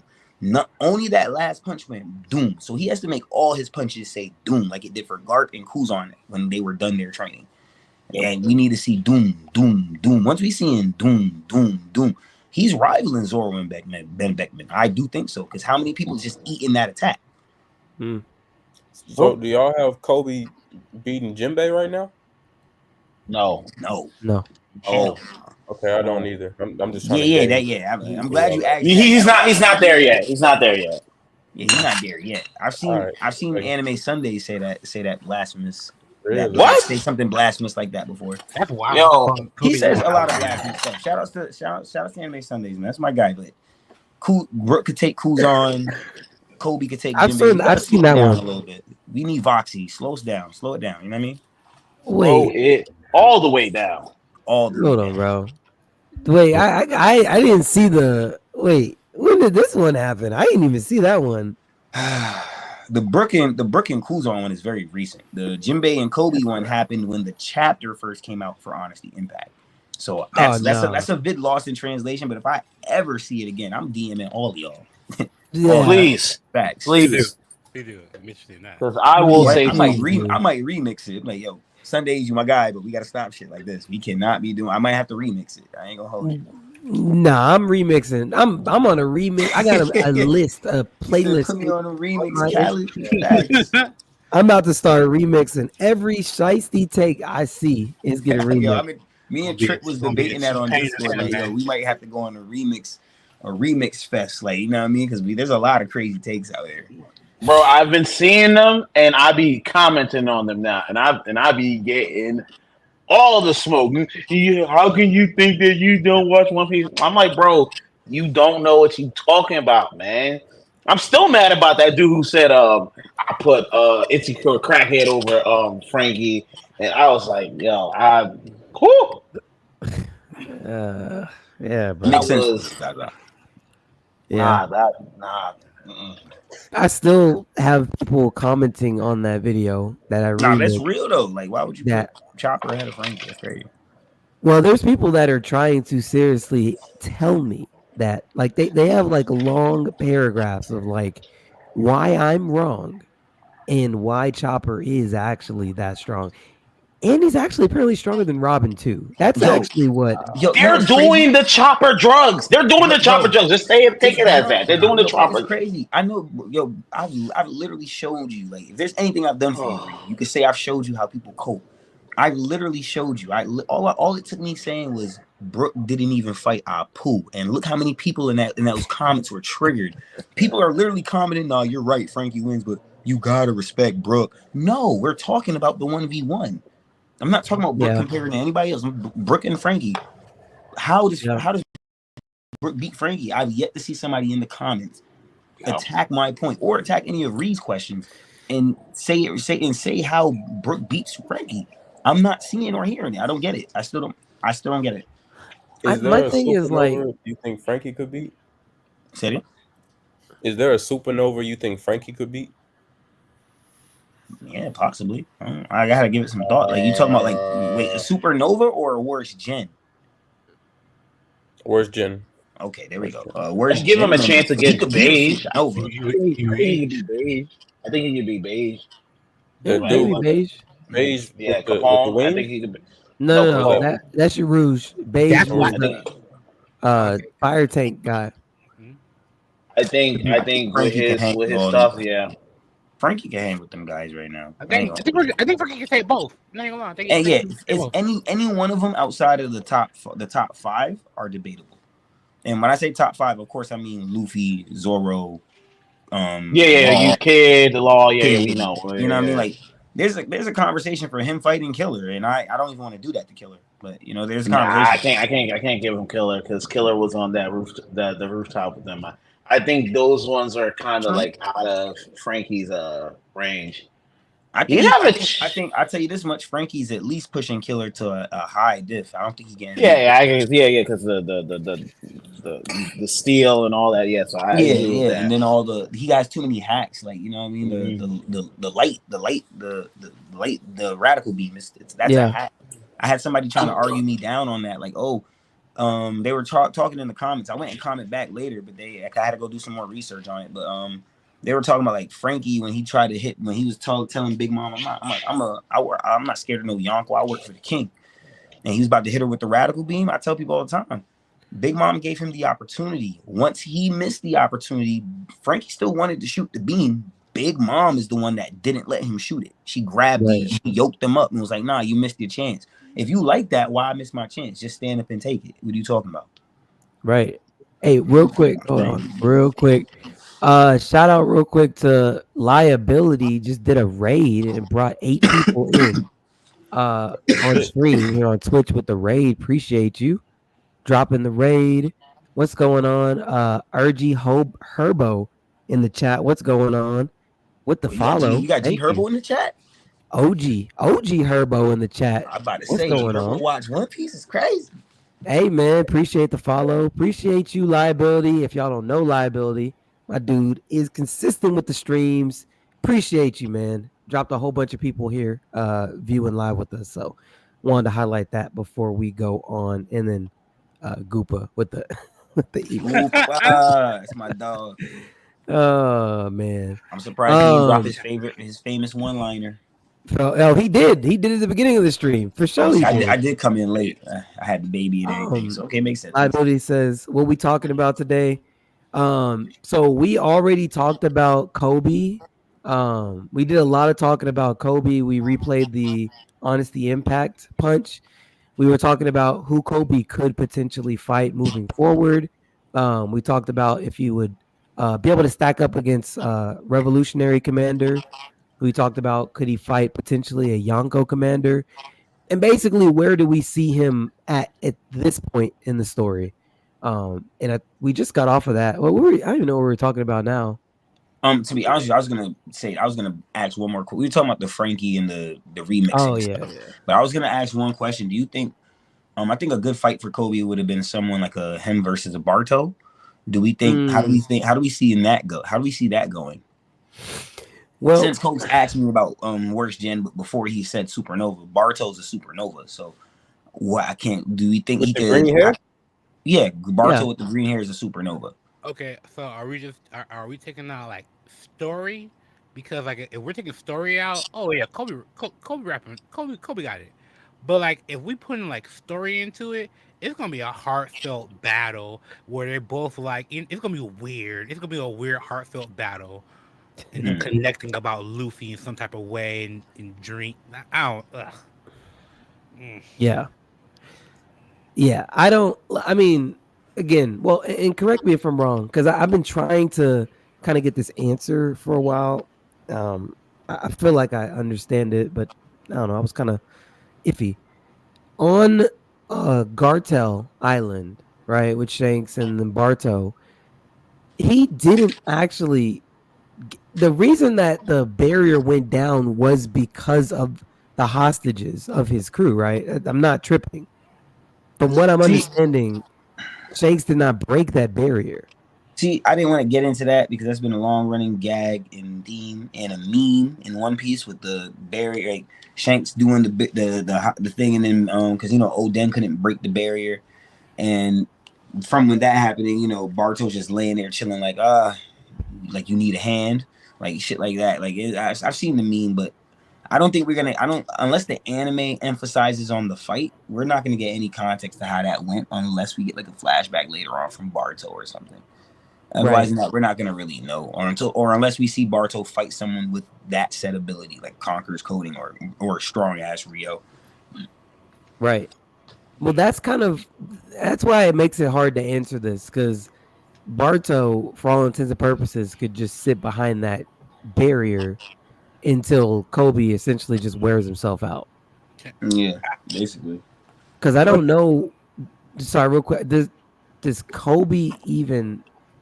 They've never met. They've never even. No, they never met. No. So he doesn't know anything about that fruit. Well, in Film wasn't Barto in Film Red? He was, but Film Red is not canon. Yeah, it's not canon by story. It's canon by portrayal of feats, but not by story. Yeah, portrayal of feats and dialogue and informational dialogue, but it's not canon through like, oh shoot, like, oh this happened, so bet like, yeah, you get what I'm trying to say. Well, that's kind of my thing. If Shanks did not break that barrier, which of course we don't know, then Barto beats almost essentially anybody. I mean, we got to know what can break that barrier. I'm gonna be real with you. I think Ben Beckman breaking that with a Conqueror's Coded bullet. I don't know about he don't even see the captain. I'm with saying that. If Kid not seeing the captain, Barto not seeing no damn captain, bro. See, my whole thing is I think it's a stamina thing. I think it's like if you have more stamina than Bart, then you're fine. Yeah, that's really what it is. Like, and I feel and I kind of feel like Kobe has more stamina than Bartomeu. That's why I would say Kobe. That's my only reason. I'm not Kobe Glazer. Yep. I just feel like it's the stamina thing, because like you can do this as long, but like once you get tired of running out of stamina, that's it. Okay, that's fair. I have to see more. See, that's kind of where we just gotta see it. Yeah, we can't say nothing about Kobe until we see. You know what I'm saying? Yeah, I just gotta see more. Like, granted, yes, he didn't even get Rocky Port. No, we didn't get Rocky Port. I need to see that too. Like, that's why get Rocky Port. Nope, we only been told about it. He didn't get it. Yeah, but like I just need to see more. I understand he had just done the Honesty Impact, but dude was through after it. I get why. I'm not sitting there downplaying him, but he was basically through after it. So like, how long can you fight? What can you do? How much control over your hockey do you have? How much hockey do you actually have? I need to see it. I only saw one punch. Granted, that punch was insane. I'm not taking any credit from it, but can you actually stand up and fight a real fight? That's why I can't also dub him the Pink Mamba, because I need to see more. Like, that's the only reason I don't got him taking down somebody on Shanks' crew yet. I need to see the durability. I need to see the stamina. I need to see the length of a fight you can really hang on a 1v1. Like, what you did was cool. Great showcase. Love it. What else you got? What else is there? Yeah, I can't put all your achievements off that one mantle. Honesty, Impact, truthful blast. You know, you gonna come with some shit in the future, possibly. Like I see, that's the thing. Like we see the lengths that Luffy can go to win. Granted, there's a lot of Wano, might have been a little bit of plot. We're just gonna leave that out of there. But hey, the man will go through some lengths, and he has some goddamn durability. That's one thing he definitely has, or stamina. It is both, but he has that stamina. He can come back and actually fight these fights as long as he doesn't use, something called Gear 4 or Gear 5. But in base, he can fight a long fight in base, man. He can fight a really good fight in base. Gear 2, he's got a good Gear 2, Gear 3. I just need to see. That's it. I just need to see with Kobe. Yeah. Since y'all brought up Barto, I wanted to know who do y'all think is more down for Luffy right now between Barto and my guy number 2? Zoro? He's about Zoro? No, like number 2 from Bon Clay? Bon Clay. Yeah. Oh, Bon Clay. Bon Clay. Yeah. We actually talked about this on one of Ree's other streams. Actually, we went over this topic. Ree came on one night and brought up who's most loyal to Luffy and had a few name of options, and Bon Clay was one of them. Yeah. And we dissected and kind of like ripped Boruto a new one for his ignorant decision that he made. It was very ignorant. Now, but I didn't actually put those two together because I had already knocked those two out before I had gotten to the actual winners. True. That is an interesting question, though. Now, okay, well, let me ask this though before I actually answer it. Are we taking every single thing that has ever happened into consideration, or are we just saying you have to? Yeah, because pre-time we can't separate anything with Mr. 2 from like pre-time skip, post-time skip. All happened. Like he met him Alabasta. He even sacrificed himself in Alabasta to let Luffy get away. You know what I'm saying? So he's been doing shit like this. So all he just did it on a bigger scale and Impel down. Like he always did that shit where it's like I fuck with you, but I don't really fuck with you, but I'm gonna come back and really fuck with you. He's always kept that consistent wave. Whole show. Yeah. It was whole show until he left Luffy. I'm always gonna stand on that. He left Luffy. You talking about Bon Clay, right? Bon Clay. Yeah, but he came back. What he did. You didn't feel like he made up for it though? No, it had to, because if he doesn't do what he did, Luffy doesn't get to Ace or Marineford at all. We don't even get the newsletter episode because that guy would have died by horse foot and Luffy's ship would have never fell and saved him. So it'd have been there's a lot that we don't get without a Bon Clay. So you know. No, yeah. I ain't gonna lie. We gotta give Bon Clay a pass on that because we all give Usopp a pass for leaving Robin and everybody in Dressrosa when he did that whole shit, and that was some whole shit. Read on. Oh, you don't give her all. Zaza does that. I like that. Yeah, let's talk about it then. I like that. I ain't know that. I don't give him no passes for that, bro. No. You don't give Usopp a pass for what he did in Wano either. When he was like, no, Luffy's not the king. Oh, yes, nah, bro. All right, cool. No, it's okay, Nami. Just say he's not gonna be king of the. Nah. I got it for that. Zaza would be so done with y'all right now. See, Zaza gives him all the passes in the world, but surprisingly. Interesting. Okay. Usopp can do no wrong in life. Yeah. Nah. Okay. I don't give him any passes for none of that. But answer your question, by the way, yes. Like Bon Clay did make up for it right after. That's cool. I'm just saying. A couple different ways. The shit with the wolves and everything. Barto would never have left him. Put Barto in that situation. Barto's not running away. He's not saying, I'm sorry, Straw Hat. Nah, he getting in there, he's squabbling. Does he die? Probably. But F it. The story can end there and we could say he was the most loyal person. Hey, I don't write the story. But you asked the question, and all I'm saying is Barto would never turn his back on Luffy. Even though he did something stupid, but it was out of he honestly is just in love with Luffy. Still worse. What did he do that was stupid? Because I hear y'all referencing his stupidity a lot. What was stupid? Yeah, what do you mean what he did was stupid? You went and burnt down the flag of Luffy's predecessor. That was dumb as hell. You had no prior information as to why you did that. Like you never heard Luffy speak ill of Shanks for you to have done that. I was curious about okay. Like you shouldn't have did that. That was I give Barto his points because he said this ain't got nothing to do with Mr. Straw Hat. This wasn't even his fault. I don't even want y'all telling him about this. That's cool. I give you kudos, but you still did that ignorant shit. So blast that. That's not facts. But the crazy part, even you got it, Flutter. I was say my only thing I was going to add to that was like, if Luffy didn't pull up on Kaido, right, and he did that to a Kaido Island territory, there was no conversation with Kaido. Kaido would have just said, we're going to war with the Straw Hats. And Luffy would have been like, what's going on? Yeah. I think Luffy would have been cool with that, though.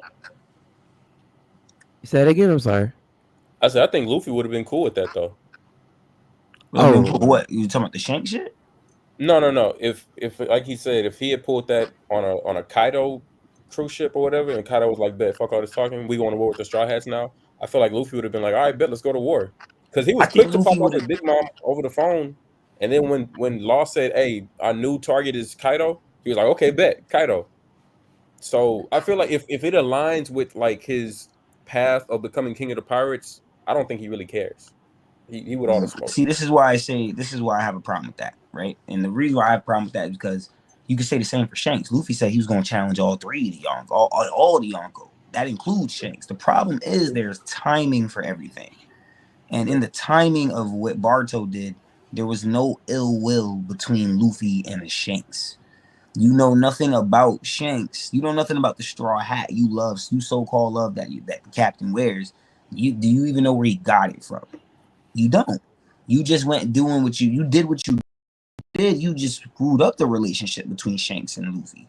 Yeah. Luffy's probably going to be the person that invites it now, because he, like, if I see Luffy right now, I think Luffy should invite the situation. Like, yeah, okay, he did that. Bet we going to war with him anyways.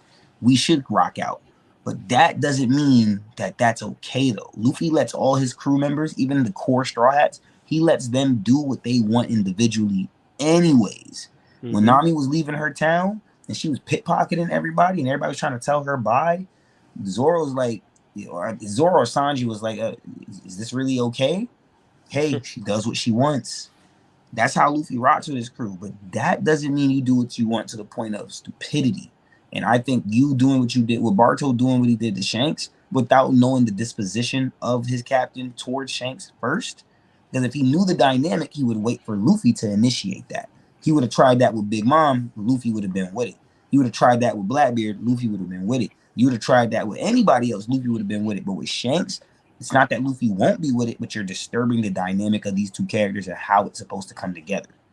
That's how I feel. Let me ask this. Does he get, I have two questions for you. Two questions. One, does he get a pass because of that? Does he get a slight pass because he didn't know that Shanks meant that much to Luffy? Nah. No. He doesn't even get even a iota of a pass. No. If he's looking at it from the context of all of these people are just Yonkos and Emperors, and Luffy's trying to go up against all of the Emperors, he's just fulfilling his captain's wishes in his eyes. So without that context, I give him that pass. The reason why, because even he doesn't have that context neither. When did Barto hear Luffy say out his mouth he wanted to take down all the Yonko? Luffy said that on Punk Hazard. Luffy said Punk. True, I give you that for sure. But Luffy directly says, I want it with this. I want smoke with the Yonko when he's talking to Law on Punk Hazard. Barto went there for that. Right. That's what I said. You could take it into, you could say what you want, because at the end of the day, he wants to be king. He has to challenge all these guys, but there's a timing and formality a way how this is all supposed to go down. You get what I'm saying? It all has to go down a certain way regardless. Barto doing what he's doing is disturbing the flow of things. It could spice it up in the future for sure, but it's disturbing the flow because these two men have a relationship with each other. So that's dialogue that they supposed to get off and go about with each other, not you forcing his hand. That's not, to me, that's not cool that you're forcing your captain's hand because you don't know exactly what your captain's about and how he do things. It's not even, and it's not even the significance that it's Shanks and shit. You went doing something that Luffy don't even do. Like, when has Luffy ever went to an island and just burned some shit because he fucking felt like it and saying, I'm that nigga? Never did. Fishman Island, when he did what he did for Fishman Island, he was doing that because making Fishman Island under his flag is making it safe. He has a relationship with Jinbei. A solid one. When he did what he did with Kaido, that's all off of Law bringing him the plan and saying, okay, this, that, and the third, that, there, blah, blah, blah, blah, blah. Luffy never randomly goes to an island and just saying, yo, you know what? We like that. Burn it. Only time he did that was for Robin. And to be fair, Robin wanted to live. So, you know, like I said, there's a reasoning for everything. Barto had no reasoning for what he did. He just thought, my captain's like that. I'm going to show you that he's like that because I'm also like that. We like that.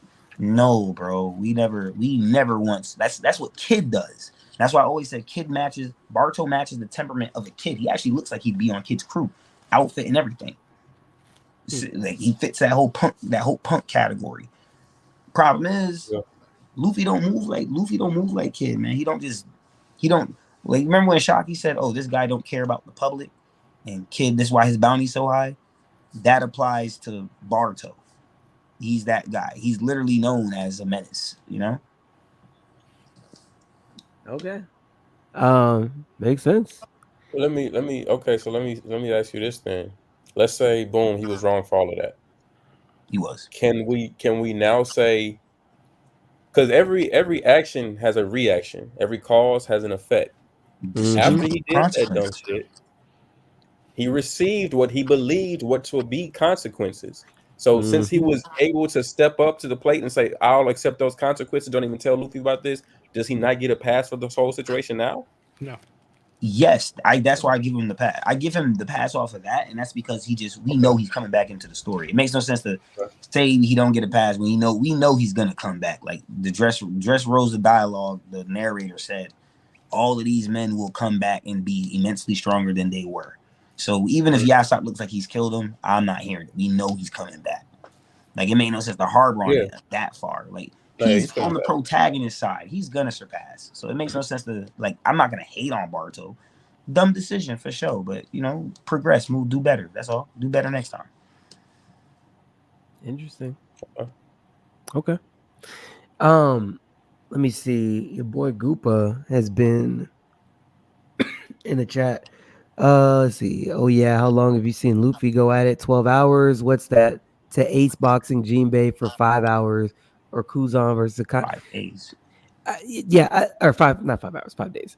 Look, you're right.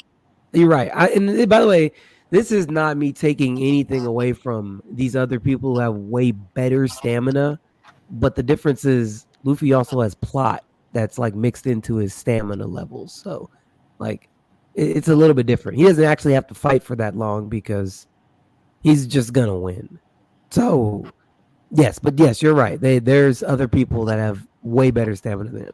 He's not fighting for 10 days. I mean, what you just said is already proof of what you just said. He can't fight Kaido without dying 4 times and losing 3 times, dying a 4th time, and getting food from Caribou. He can't fight. He can't go through what he went with. What's it called?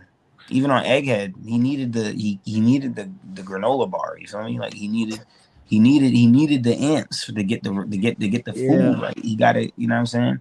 So there's been plenty of times in the show where they showed him his stamina is adequate, but Katakuri was the most horrible one. Son had to dip. Sanji legit busts a Luffy versus Queen.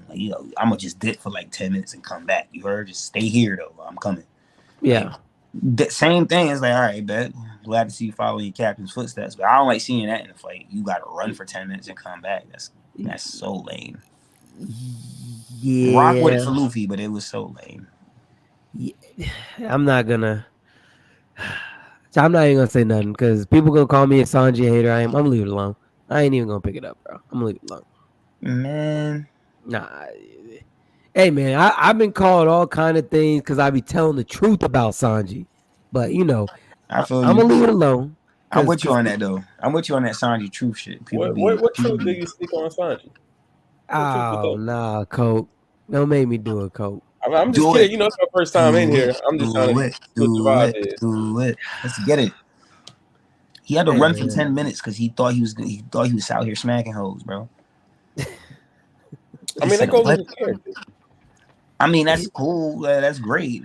Listen, the Luffy and the food thing go with his character too. That don't mean, and getting help goes with Luffy's character too. That don't mean I excuse that shit though. Yeah. Just saying. I can't excuse that shit. There's a lot to Sanji that is left to be desired. There's a lot. Factual. And if we're saying, like a lot of people say, Sanji and Zoro are equals, I don't believe that personally, but you know what? I'm not even going to debate that. If these two are equals, I need to be more convinced.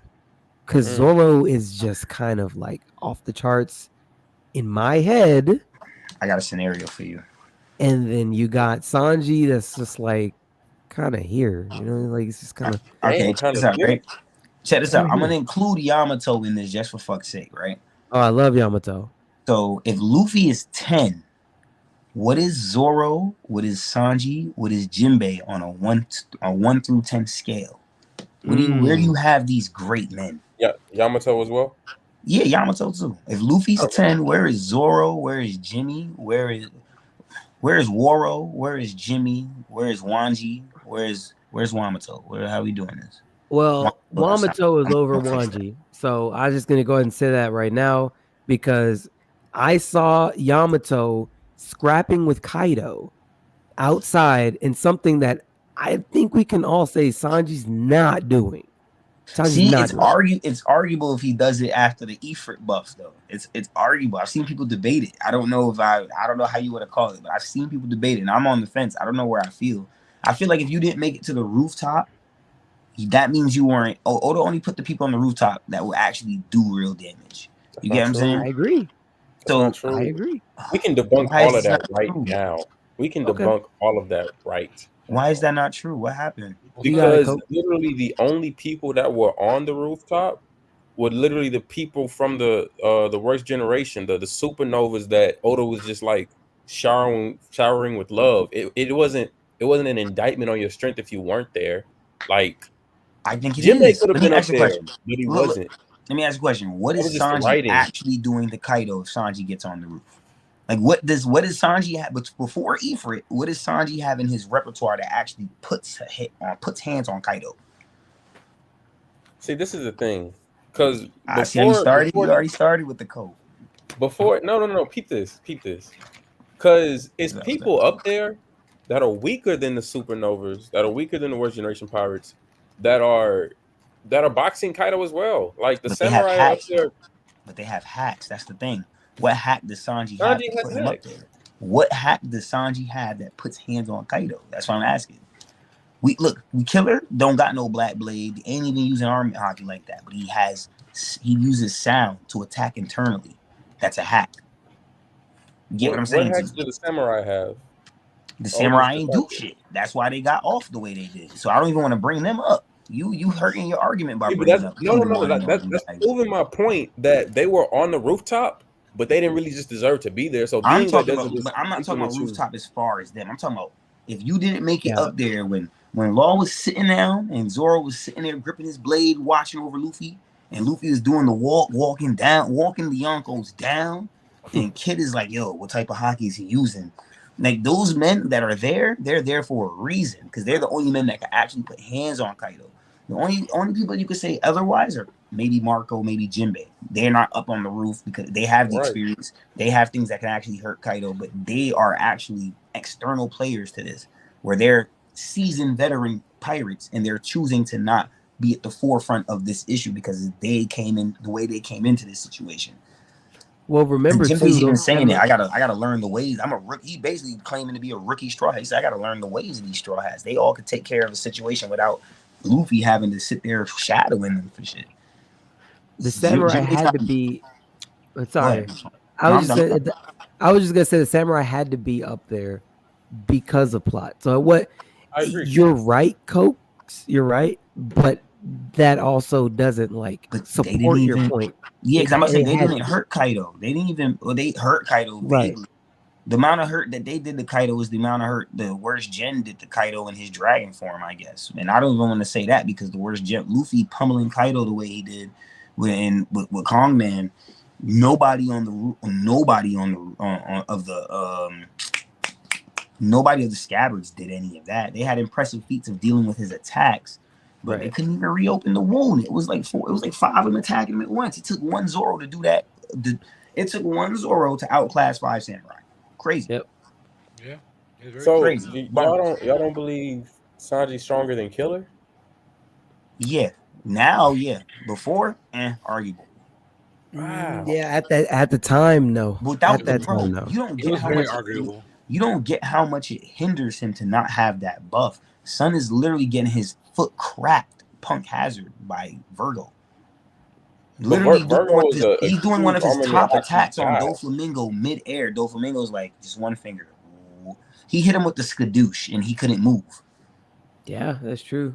I'm just saying, bro. I'm just saying, Sanji didn't have adequate showings. Like Dressrosa, Sanji's biggest feat is beating up fodder, bro.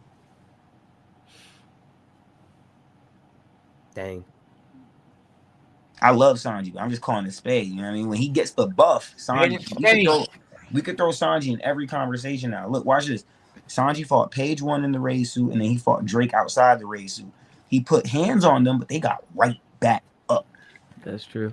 They got Do you think that he Sanji was really trying to like whoop their ass or like defeat them? Oh or yeah, was yeah. he just like playing with the suit? The Drake, when he did the Drake, he was trying to whip his ass. He put on not Ifrit, Diablo Jambe, and was trying to whip his ass and get to Komurosaki, ram mad fast. And Zoro says, "Skirt."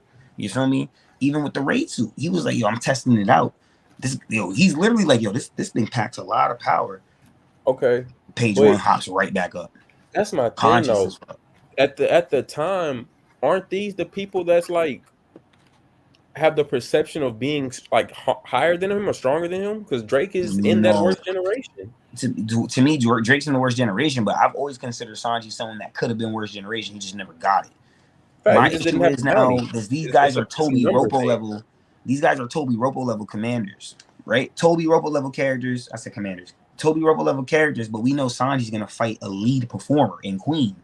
So you should be putting down these other guys. You should be legit putting them down. He's dealing with the situation, but he's not putting them down. You get me? And I'm not overall mad at that because Zoro, he didn't put down Hawkins, but there was context to Zoro's fight. He was on the run from Hawkins when they were doing it. Zoro dealt with his situation, but if Zoro was to tag Hawkins for real with the blade, do we think Hawkins is just getting back up? He can't. It's because of hacks and the double fruit that he survives. Zoan fruits have higher durability than I agree. Hawkins fruit. I agree. So it's like, man, I don't even know how to. But that's why I got a problem with it, because you're even before the Ifrit buff, you're using Hell Memories, sending Queen flying, and Queen legit is getting back up fine. Like Queen is good. Like the fight before he gets the Ifrit, we don't know when this fight ends because Queen is literally going at him with Henry Queen, using all these little attacks, stealth Queen. He's using all these Germa attacks, keeping up with Sanji easily. Literally, Sanji's faster than Queen, so he just uses his brother's ability to keep up with speed. Like it was like, dang, you really was just holding your own until you came back with the buff. When he came back with the buff, he literally just gave him a slew of kicks and it was raps.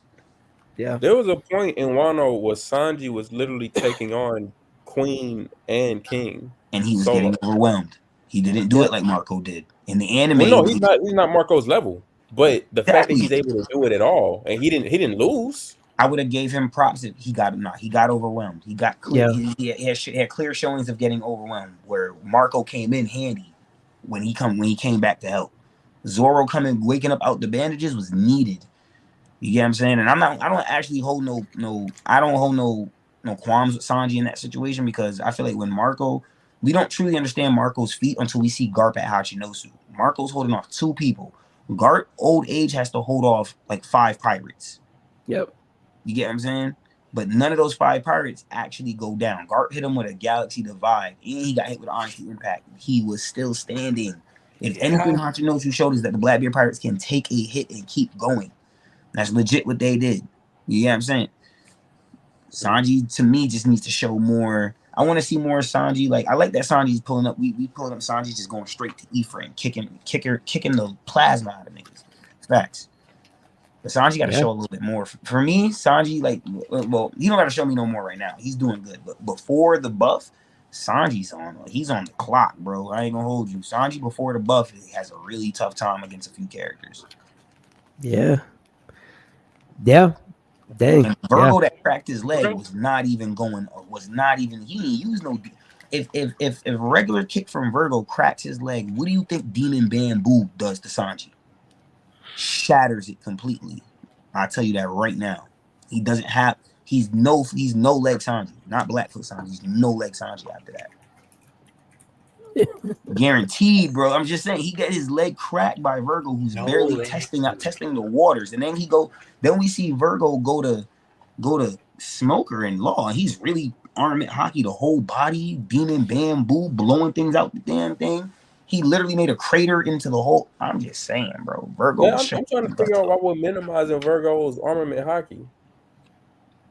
What do you mean? Sanji minimizing it. I'm not minimizing it. Sanji just wasn't adequate enough. That's what I'm saying. I mean, Virgo, that dude, when it comes to like defensive durability hockey, though, like I can't say I that. don't- Because, I mean, he did get cut in half though. yeah, I was about to say I can't say that because that wasn't a real cut. That's no, you in the that's room. a real cut because That's not like that's not getting cut. if That's Virgo not was getting that cut like if Zoro Virgo cutting is you. that capable, why would Yeah. Virgo need to hold Law's heart hostage to keep Law at hindrance? Right. Literally, he would have fought him Law's straight out like power he did is with so like he would OP. have I've fought him said it straight before. out like he did He with could Smoker defeat in the beginning. 95% of whoever he faces. Law's that dude. So him holding Law's heart, that should have happened regardless. I'm saying Law cutting Virgo inside his room and like Zoro or anybody else cutting Virgo, those are two different type of cuts. Because we see Law cut people's heads off in the room and they're still alive. That's not a real cut for real. Like it's different. Those aren't equal. No, that is a real But- cut. Yeah, but The you're same- when you're the same using technique but that it's he not used like- amputate, right? I think he used the technique amputate to cut Virgo, right? That same technique we see Dolphy able to negate. So why do I I'm saying Virgo get a pass when there's actually somebody who could negate it, who can actually negate the ability? His Armament So the Hockey is person great, that you're but it's not naming that is much great. stronger than Virgo. Say it again. I said the person that you're naming is much stronger than Virgo. Dolphy is that dude. I don't know how strong Virgo is in comparison, like just hand-to-hand combat compared to Dolphin. I wouldn't be able to answer that actually with an honest answer. and Because Armament like Hockey. Virgo was shown to be specifically. very capable with Armament Hockey. You could say that Virgo was the one that trained Doflamingo in Armament Hockey growing up under the family. Yeah. You could That's actually fair. say that. So would it not be fair to say that Dolphy surpassed him in hockey after all that training? Not in Armament. I didn't see Dolphy use full body anything or Rio to say that he had a feat past what Virgo could do. He had conquerors though, for sure. But it wasn't like he's a coder or anything. You know what I'm saying? He just had the same way. I think Law was in some of the translations are a bit funky, but I think Law was imbuing hockey when he sliced Virgo. And I think same thing with Doflamingo. Because of Doflamingo's hockey, he's able to negate techniques like amputate. Yeah. I feel it. I do want to say this too. Another reason why I give it an issue is because the King of Hell buff came after he would cut Kaido on the roof. That's what I'm saying. Some was lit as hell before the buff. That's my point. Like that was before his buff. And Sanji before his buff was not competing on the rooftop. Zoro did. That's exactly my point.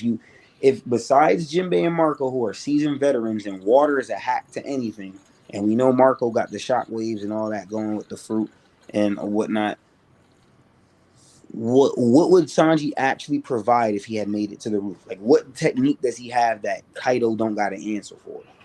What technique does he have? What can he do that is like Big Mom, like, oh my gosh, Vince Smoke Sanji. To anything, he's more of a hindrance on the roof because he's not trying to touch Big Mom. Yeah, that's a woman still. So I need you to stay down there, play your part. You know what I'm saying? Real talk. He's not doing anything without Rio anyway. So yeah, I mean, see, Diablo Jambe to me is a Rio hack because it does burn internally. The problem is how much is that affecting Kaido? The flame, the fire thing. How much is that affecting Kaido? Right. Exactly. That's my point. That's my problem there. Yeah. I think Jinbei's. I think one of Jinbei's Fishman karate punches is doing more damage than Diablo Jambe because water is natural as a natural hack to devil fruit users. Yeah. There's no water on the rooftop. Jinbei could pull water from the air. Please do not do that, Cokes. We know this. Read the Ace novel. Do not even go there with me, bro. Come on. He's a water bender, pretty much. Yeah, come on, son. Son could let Raizo just pop out on the roof type shit and just create. I've said this to Ree before. If Raizo pops out on the roof and just unleashes all that water, Jinbei just does a water heart, and he's pretty much the same way Kisame had Killer Bee in that little bubble. Jinbei doing the same damn thing. Sir, right? Yeah. Jinbei doing the same damn thing. Big Blue Jimmy, bro. Come on, man. Shout out to Jimmy. He's like that. Shout outs to Jimmy. Y'all know I like my boy Jimmy. Your boy Jimmy like that, man. Stop playing. Hey, man. He that do. Your boy Goopa says Luffy is 10, Yamato 9.1. Word. Nobody Yeah. 8.7, Sanji 8.4, Jinbei 8.39. I think I would swap Yamato and Zoro and swap Jinbei and Sanji. Okay, he's doing that based off of Wano, like the rooftop where they would be at. Because I say this all the time. Though I love Zoro and want to put him above Yamato, Zoro literally said, "Oh, I wanted to bring you to your knees," and didn't do that with Kaido. And then Yamato gets on the roof and literally has Kaido's eyes go white and he falls to his knees. So it's like, okay. I ain't gonna lie to you. She kind of did exactly what this guy was mad he couldn't do. So Yeah. I can't act like he not doing that. Right. Very true. I mean, I wasn't gonna put Yamato over Zoro, but bro, Yamato was scrapping. I wasn't gonna put her over Zoro, but For what reason? What reason? Why not? I feel like Zoro has more attack power. Personally. Okay. So as far as stamina, I'm trying to go back and remember, like, Zoro, he was up there fighting initially before he actually had to fight Kaido basically by himself when Luffy was out of it, recovering. I don't know. Maybe I would give Zoro just a little bit of an edge over Yamato. But me personally, I would probably go Zoro, Yamato, Jinbei, Sanji. And not like Sanji is like just fodder low. That's not the case. I just think Jinbei is over Sanji. That's just, it's nothing against Sanji, but we've talked about this, Cokes, on your stream. It's just I don't like, even with the hack or the buff with the free and then the durability now. I don't know, man. I'm still feeling like Jinbei is over him. We just have not seen what Jinbei can do. It's facts. It's limitless with Jinbei. The dude's not sweating, right? Out here in his fight with who's who. Easily, just smiling. Like, yeah, he definitely did. I don't think he should have been sweating. Bro, who the fuck is who's who? Why are we giving so much like credit to this weak? You're right. We're actually not giving credit to him. You're not listening. Right. He's saying that Jinbei handled him with ease, which means Jinbei could have fought some. What do I always tell you, Kobe? Jinbei could have fought Queen. That would have been a real I've challenge. agreed with you on that. I don't think who is anybody so we're not giving. That's what I'm trying to say. You're not listening to what Reed's saying. He's not giving who's credit. He's saying he got dealt with easily. He wasn't a challenge. Give Jinbei somebody stronger to fight. We rewarded him. Oh, he for sure could have fought Queen. He definitely could have. He would have beat his ass too. I think he would have beat his ass too to cook him. And look, this is another thing. I don't mean to cut you off, Reed. I'm sorry. I love that you said that about Zoro. The Yonko level AP. The AP is what got you above him, right? Same thing I said for Kobe when we were on Sons of Tokyo podcast and we were talking. And y'all were telling me y'all don't consider Kobe to be like that because the AP ain't enough. And to me, I'm like, so who's matching that attack? Like, just be real. Who's matching the attack Kobe just put out? Like out of the whole verse? No, not even just the whole verse.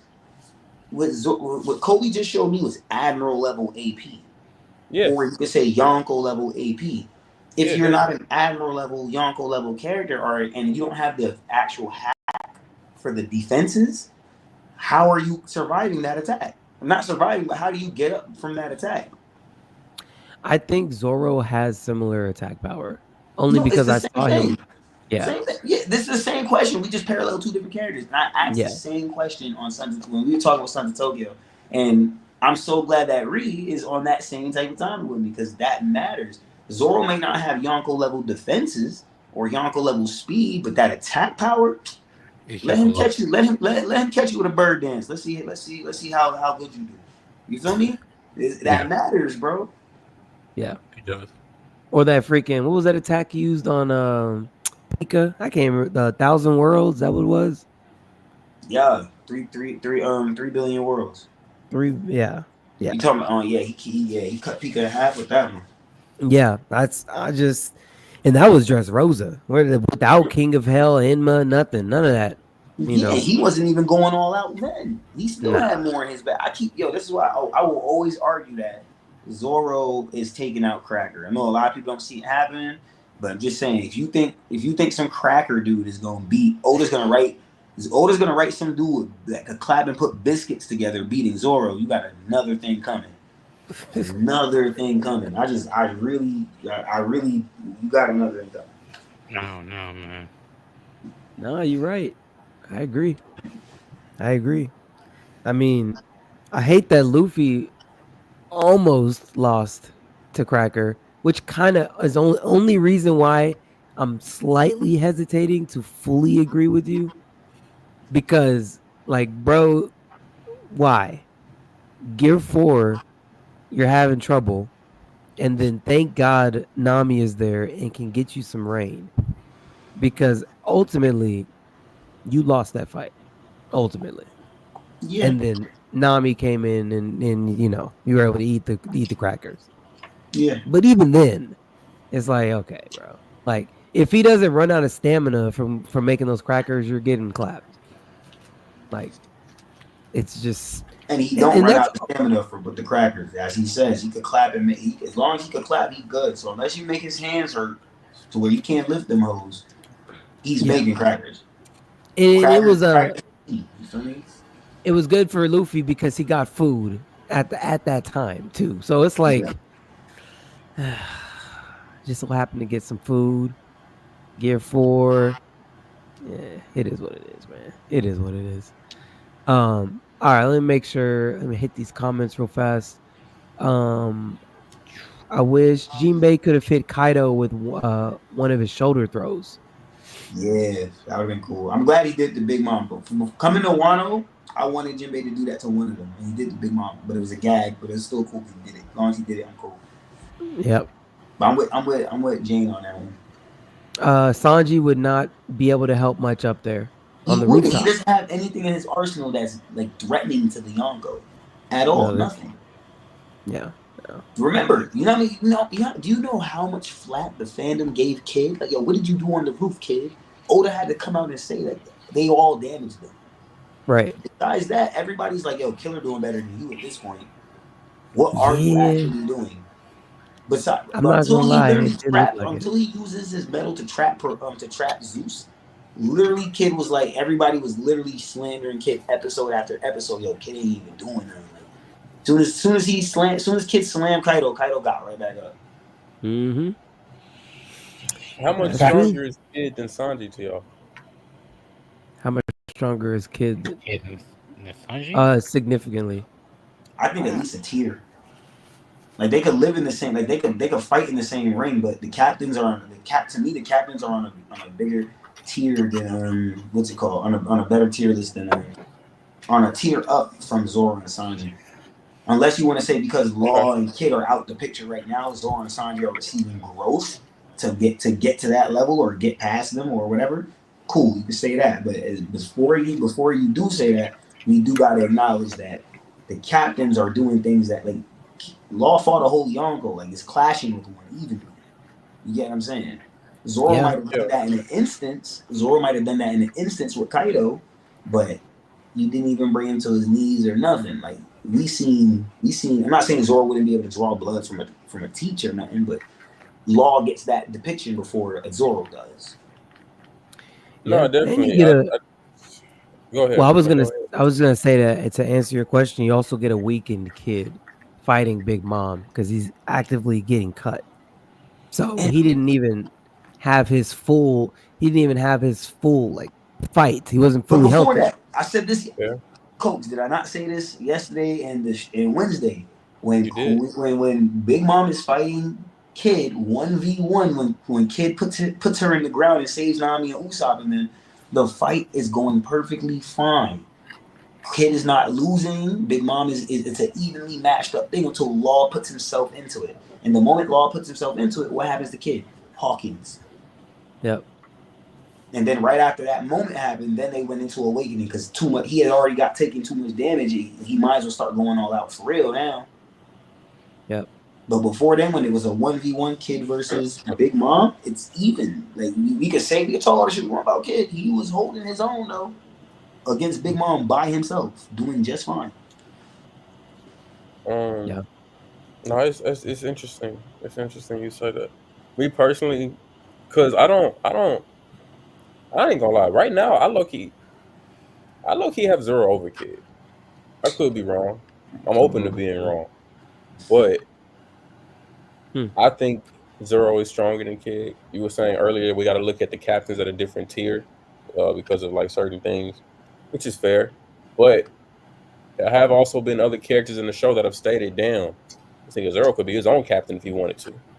And sure, but Zoro's still when Kid's powering up for certain attacks, Zoro still has to grip his sword to keep him in place from his magnetism. That's a good point. You get what I mean? You talking about a 1v1 right now? Details. You talking about a 1v1? Small, minute details that just let you know, like they Luffy crew is like that, but they not like, you know what I'm saying? Like it's they cool, Yeah. they cool for sure, but they still got growth to do. Kid and Law stand on their own pedestal in comparison. They do. They really do. For sure. EOS though, I'm with you though, Coach. I definitely think Zoro and Sanji could surpass a Kid and Law. EOS for sure. Yeah. Okay.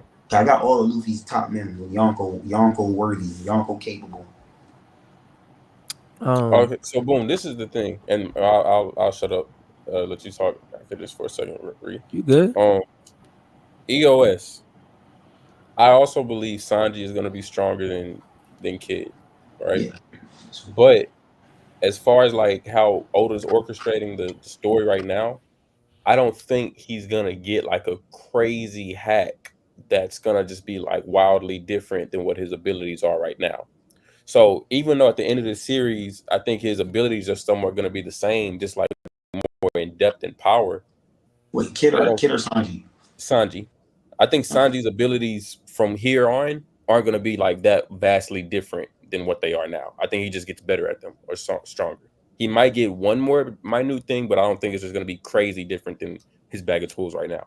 But even at that point in the series, you put him on that rooftop, he still doesn't have like a crazy hack or anything, but he still deserves to be up there. So would you want him there then, or you mean like wait, you mean like right now? So Sanji went on the roof right now?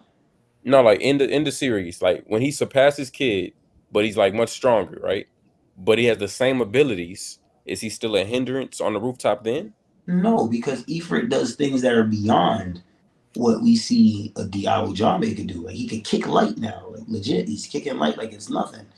Like in Ifrit, if you notice, the first time he used Ifrit, it was all flame. The final kick had some like plasma lightning coming from it. We seen the little lightning spark pop up when he blocked. He's always light beam. And now you see him in Elbaf, he's like Ifrit, and all we see is like I'm legit asking, is there conquerors embedded to his foot? Because before it was flames on the foot, now it like it's blue lightning coming from his leg. I'm confused as hell. Like where is this coming from? Like, I know it's growth. We could say it's plasma. That's why it's not just fire. It has the erosion going on with it. There's combustion, all that for sure. But he's doing like, what is this power of love? You know, because that makes us have to really dig into what Sanji's kit is and like fully allowing him to manipulate. You know what I'm saying? Could it be artificial hockey? I don't believe in artificial hockey, but I do think I think Sanji's hockey is legit. I think his hockey. I do think it's legit, but like, I've never heard of this. What is this? I'm actually curious. Artificial hockey. Oh, okay. If I go ahead. I know what he's talking about. Well, go ahead. Sanji did an example of it. I remember Enos Lobby? Yes, Enos Lobby when he fought the wolf dude and he was like my foot's burning with the power of love or something like that. That's what I was talking about earlier. It's like a lot of, like Sanji's like love hockey or whatnot, like going out the whole like like judge thing, right? Like how Sanji doesn't realize a lot of his things could be related to like we like as fans, we're like, oh, Judge kind of like succeeded with the whole like getting the whole like genius thing right, especially with you, Sanji. You are like different of the whole like I'm forgetting kings like the Lunarians. You are like definitely that. You're doing the whole flame thing, hardened thing, and everything like that. Like we are as fans, we've kind of accepted that as like, yeah, he kind of did do that, and it's just like maybe Judge got in his bag a little bit more and literally got the whole love hockey is just artificial versions because like they've known about hockey for a long period of time. They're scientists. Maybe Judge was like just one of them that was just like, what is this whole hockey thing that these pirates keep saying they're using? Let's be scientific about it. Since like Vegapunk has said, oh, here's my theory on like how devil fruits are created, and we still don't know if that's for fact or not. Just my theory. I don't think the power of love is artificial. I think it's real because even when Garp punched Luffy, people say, "Oh, well, was it hockey when Garp punched Luffy?" And he says the power of love. Oda said in the SBS, "No, that wasn't hockey. That was legit power of love in that instance." So I think power of love. When Vegapunk's talking about this energy that's all around us, I think he's talking about love, bro. I do think he's talking about. I know that sounds crazy, but I do think he's talking about love, bro.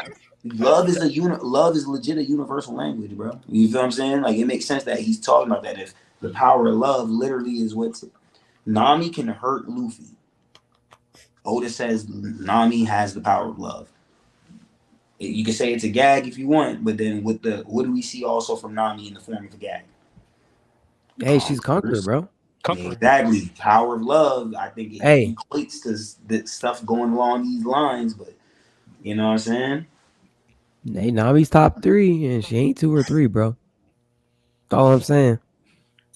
She been a conqueror. She just ain't. Oda just ain't shouldership. I'm calling it. Call it a gag. I don't care. You know, that's my favorite. She did show it. She did show it. And Jinbei confirmed it. That's just how it is. Jinbei confirmed everybody else hockey. So why am I taking this one? It's just a solid gag. It does happen on the ship. It's a gag to Oda make it. Listen, y'all know how I feel about Oda's jokes. She got that baby conqueror. Let's see. Your boy Goopa says, how long can Zoro go 9 sword style against Kaido? He did it for one move. That's all I can say for right now. I would love to see what his growth is like now. Film Red had him doing it casually with Ben Beckman, so you know. Yeah. Okay. You think Sanji beats who's who? I think that's a question for you, Cokes. Before the hacks, it can't be a question for me. I'm gonna take that question as disrespect. He most certainly beats who's who. Certainly, I got him beating. Jinbei didn't struggle with, bro. I don't even. Let's say what was the fight with Jinbei? Low diff. The low diff. Mid. Yeah. I give him mid to low diff. Low to mid diff. Low to mid diff. Yeah, because he made Jinbei bleed. He was using his fang pistol, and Jinbei was using his armament. And Jinbei like, oh, I am. Okay, bet. That's why I think it matters when he's hitting him with the Shigan Yellow Lotus. He's literally like Jinbei's like defending, and his blood splatting on the floor. Then Jinbei tears his hockey up. You get what I'm saying? So to me, it's like it barely made mid diff because he was able to draw some blood from Jinbei. Besides, on 2 occasions. Besides that, Jinbei had no problem dealing with anything. Every time Uzu talked crazy, it was like, oh, I'm gonna do this, and he went in to do something. Jinbei threw him or did something that had him like, all right, this nigga different. I bet. At the most, it's the same for Sanji. It's mid diff. If anything, personally, I feel like Sanji speed blitzed him, but if not, it's not going past mid diff for sure. I put money on that. Okay. Well, yeah, I agree.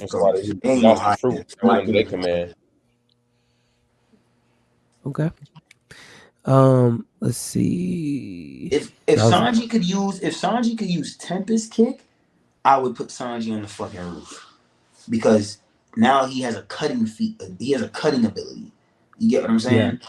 And then let's say it's like a flaming, a Diallo Jambe flaming, a flaming type of. Now you make the conversation different because now I'm giving him now he really reminds me of King because King he could send flaming sword slashes at you if he really wanted to because he's a swordsman. Sanji never got Tempest Kick, which I always felt like Oda dropped the ball there. He should have had that just to keep up with Zoro on some shit. Because Judge does say, yo, I trained you in swordsmanship. Why are you not fighting with a sword? And Sanji's like, no, I don't even use my hands. That's how I know you got my pops, bitch ass nigga. Yep. No, I get it, bro. I mean, that actually would be dope. I'm not gonna lie. I would. A red Especially with Tempest the Kick? Skywalker he That's got. fucking That'd be live. Then I would probably give him a little bit more respect points. Little bit. I'm just saying, there's a little bit more sauce on him. Yeah, that honestly might be what it's missing. I can't see you fighting a swordsman with your foot, bro. It just don't sound right. When I saw him Fishman Island, I seen him running in the sky. I said, oh, he about to cut some fish. So I'm about to make some fillet up in here. These Horty Jones pirates, he about to really do them dirty. Never does it. Like, damn, no Tempest Kick. He was incapacitated. Wait for the next arc, no Tempest Kick.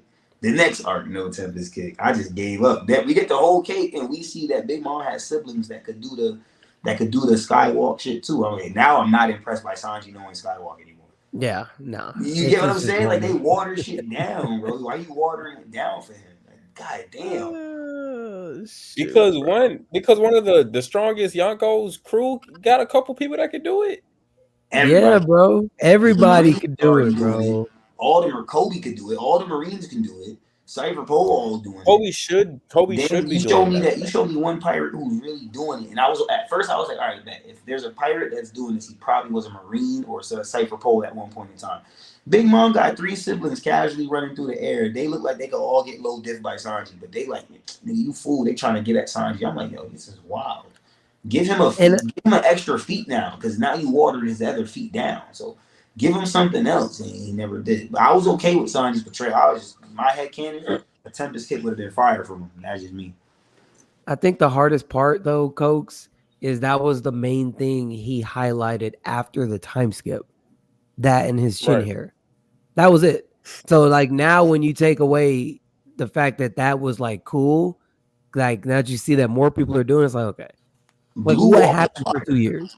To me, Blue Walk was more impressive. Something moved so fast, he left his bubble. He left his air bubble. Blue walked through the ocean. Made flame pop up on the bottom of on his foot in the middle of the ocean, underwater, kicks the Kraken, then gets back into the air bubble like nothing happened and is breathing again. I said, okay, that's impressive. But then we get that one time. This is the thing. The skywalking was never like exclusively Sanji's. We saw like 4 other people do it before Sanji ever got it. So me seeing people do it after Sanji gets it, it doesn't make me think less of Sanji. It's just like I'm not. You have to be a certain caliber. You're misunderstanding. I'm not thinking less of Sanji, like Reed just said.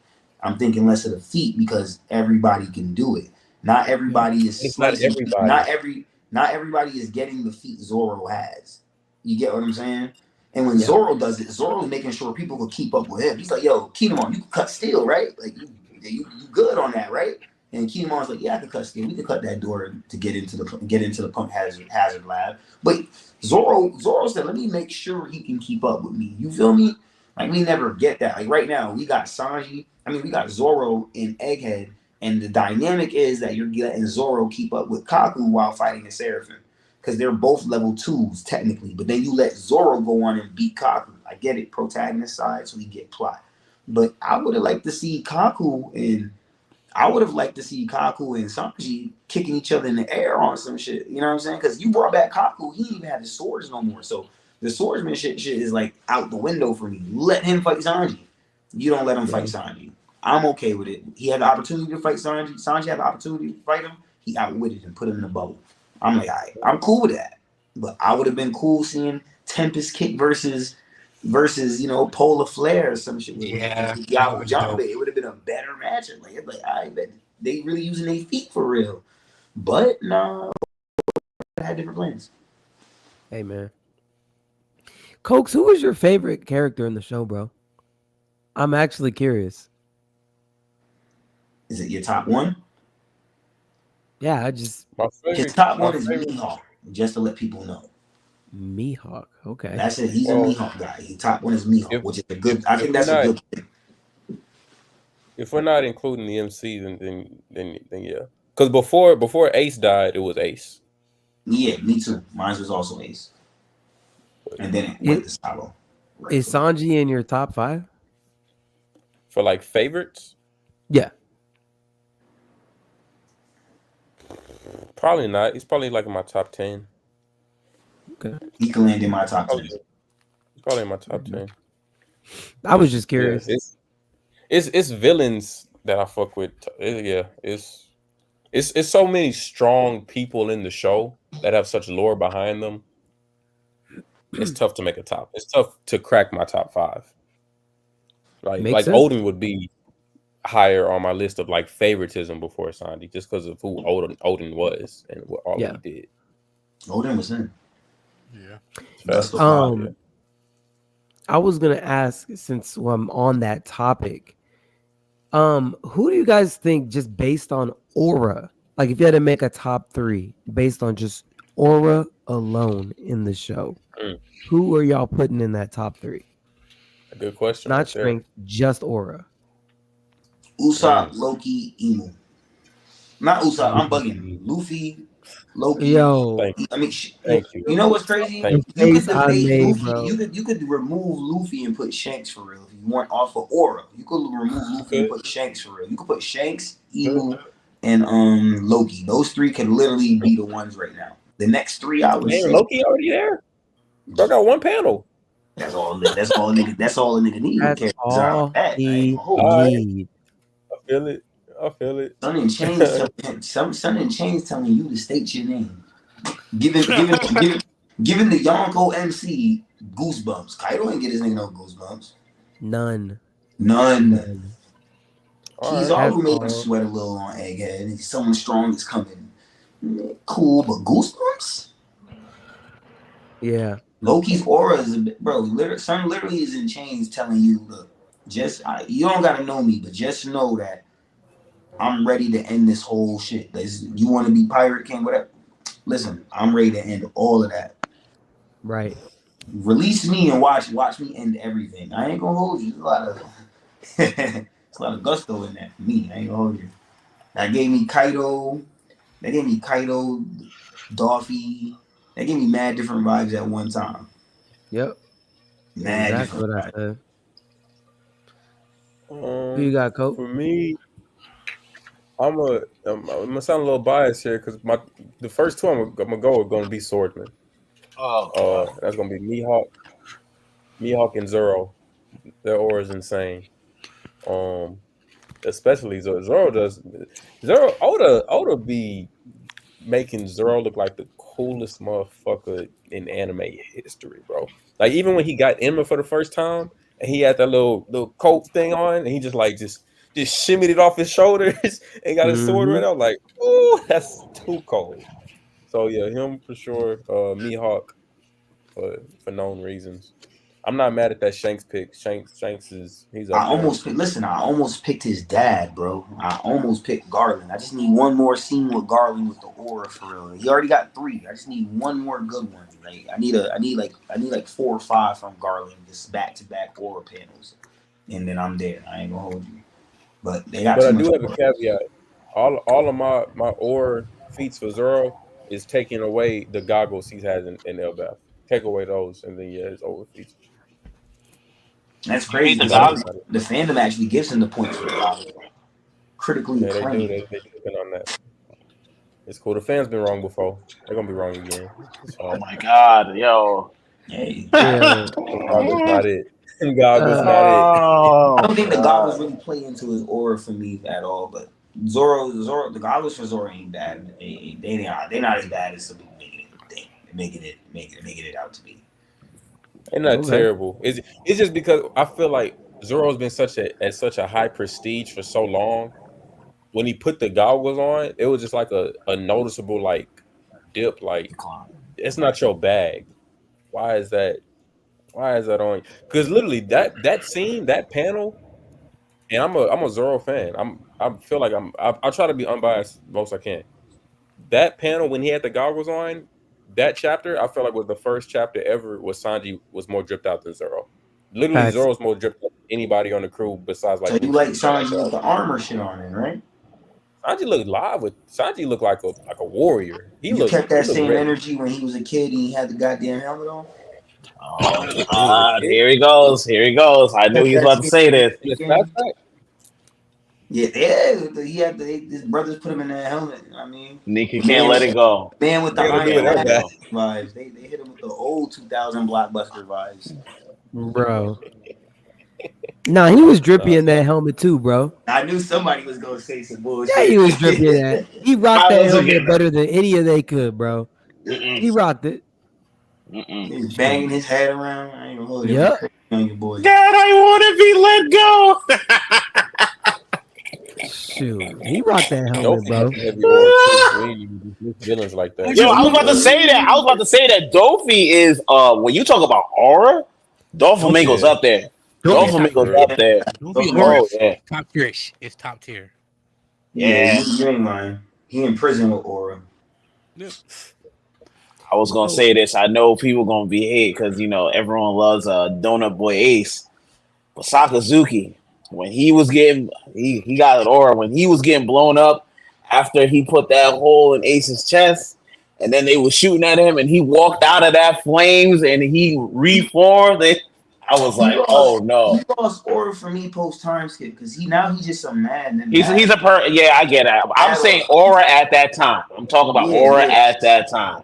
That time in Marineford, his aura was top tier, but then that when post time skip is like sometimes you're mad, it's warranted, and sometimes it's like, yeah, nigga, calm down. You just mad because you gotta, you just mad, bro. Like you're literally eating into your devil fruits shit.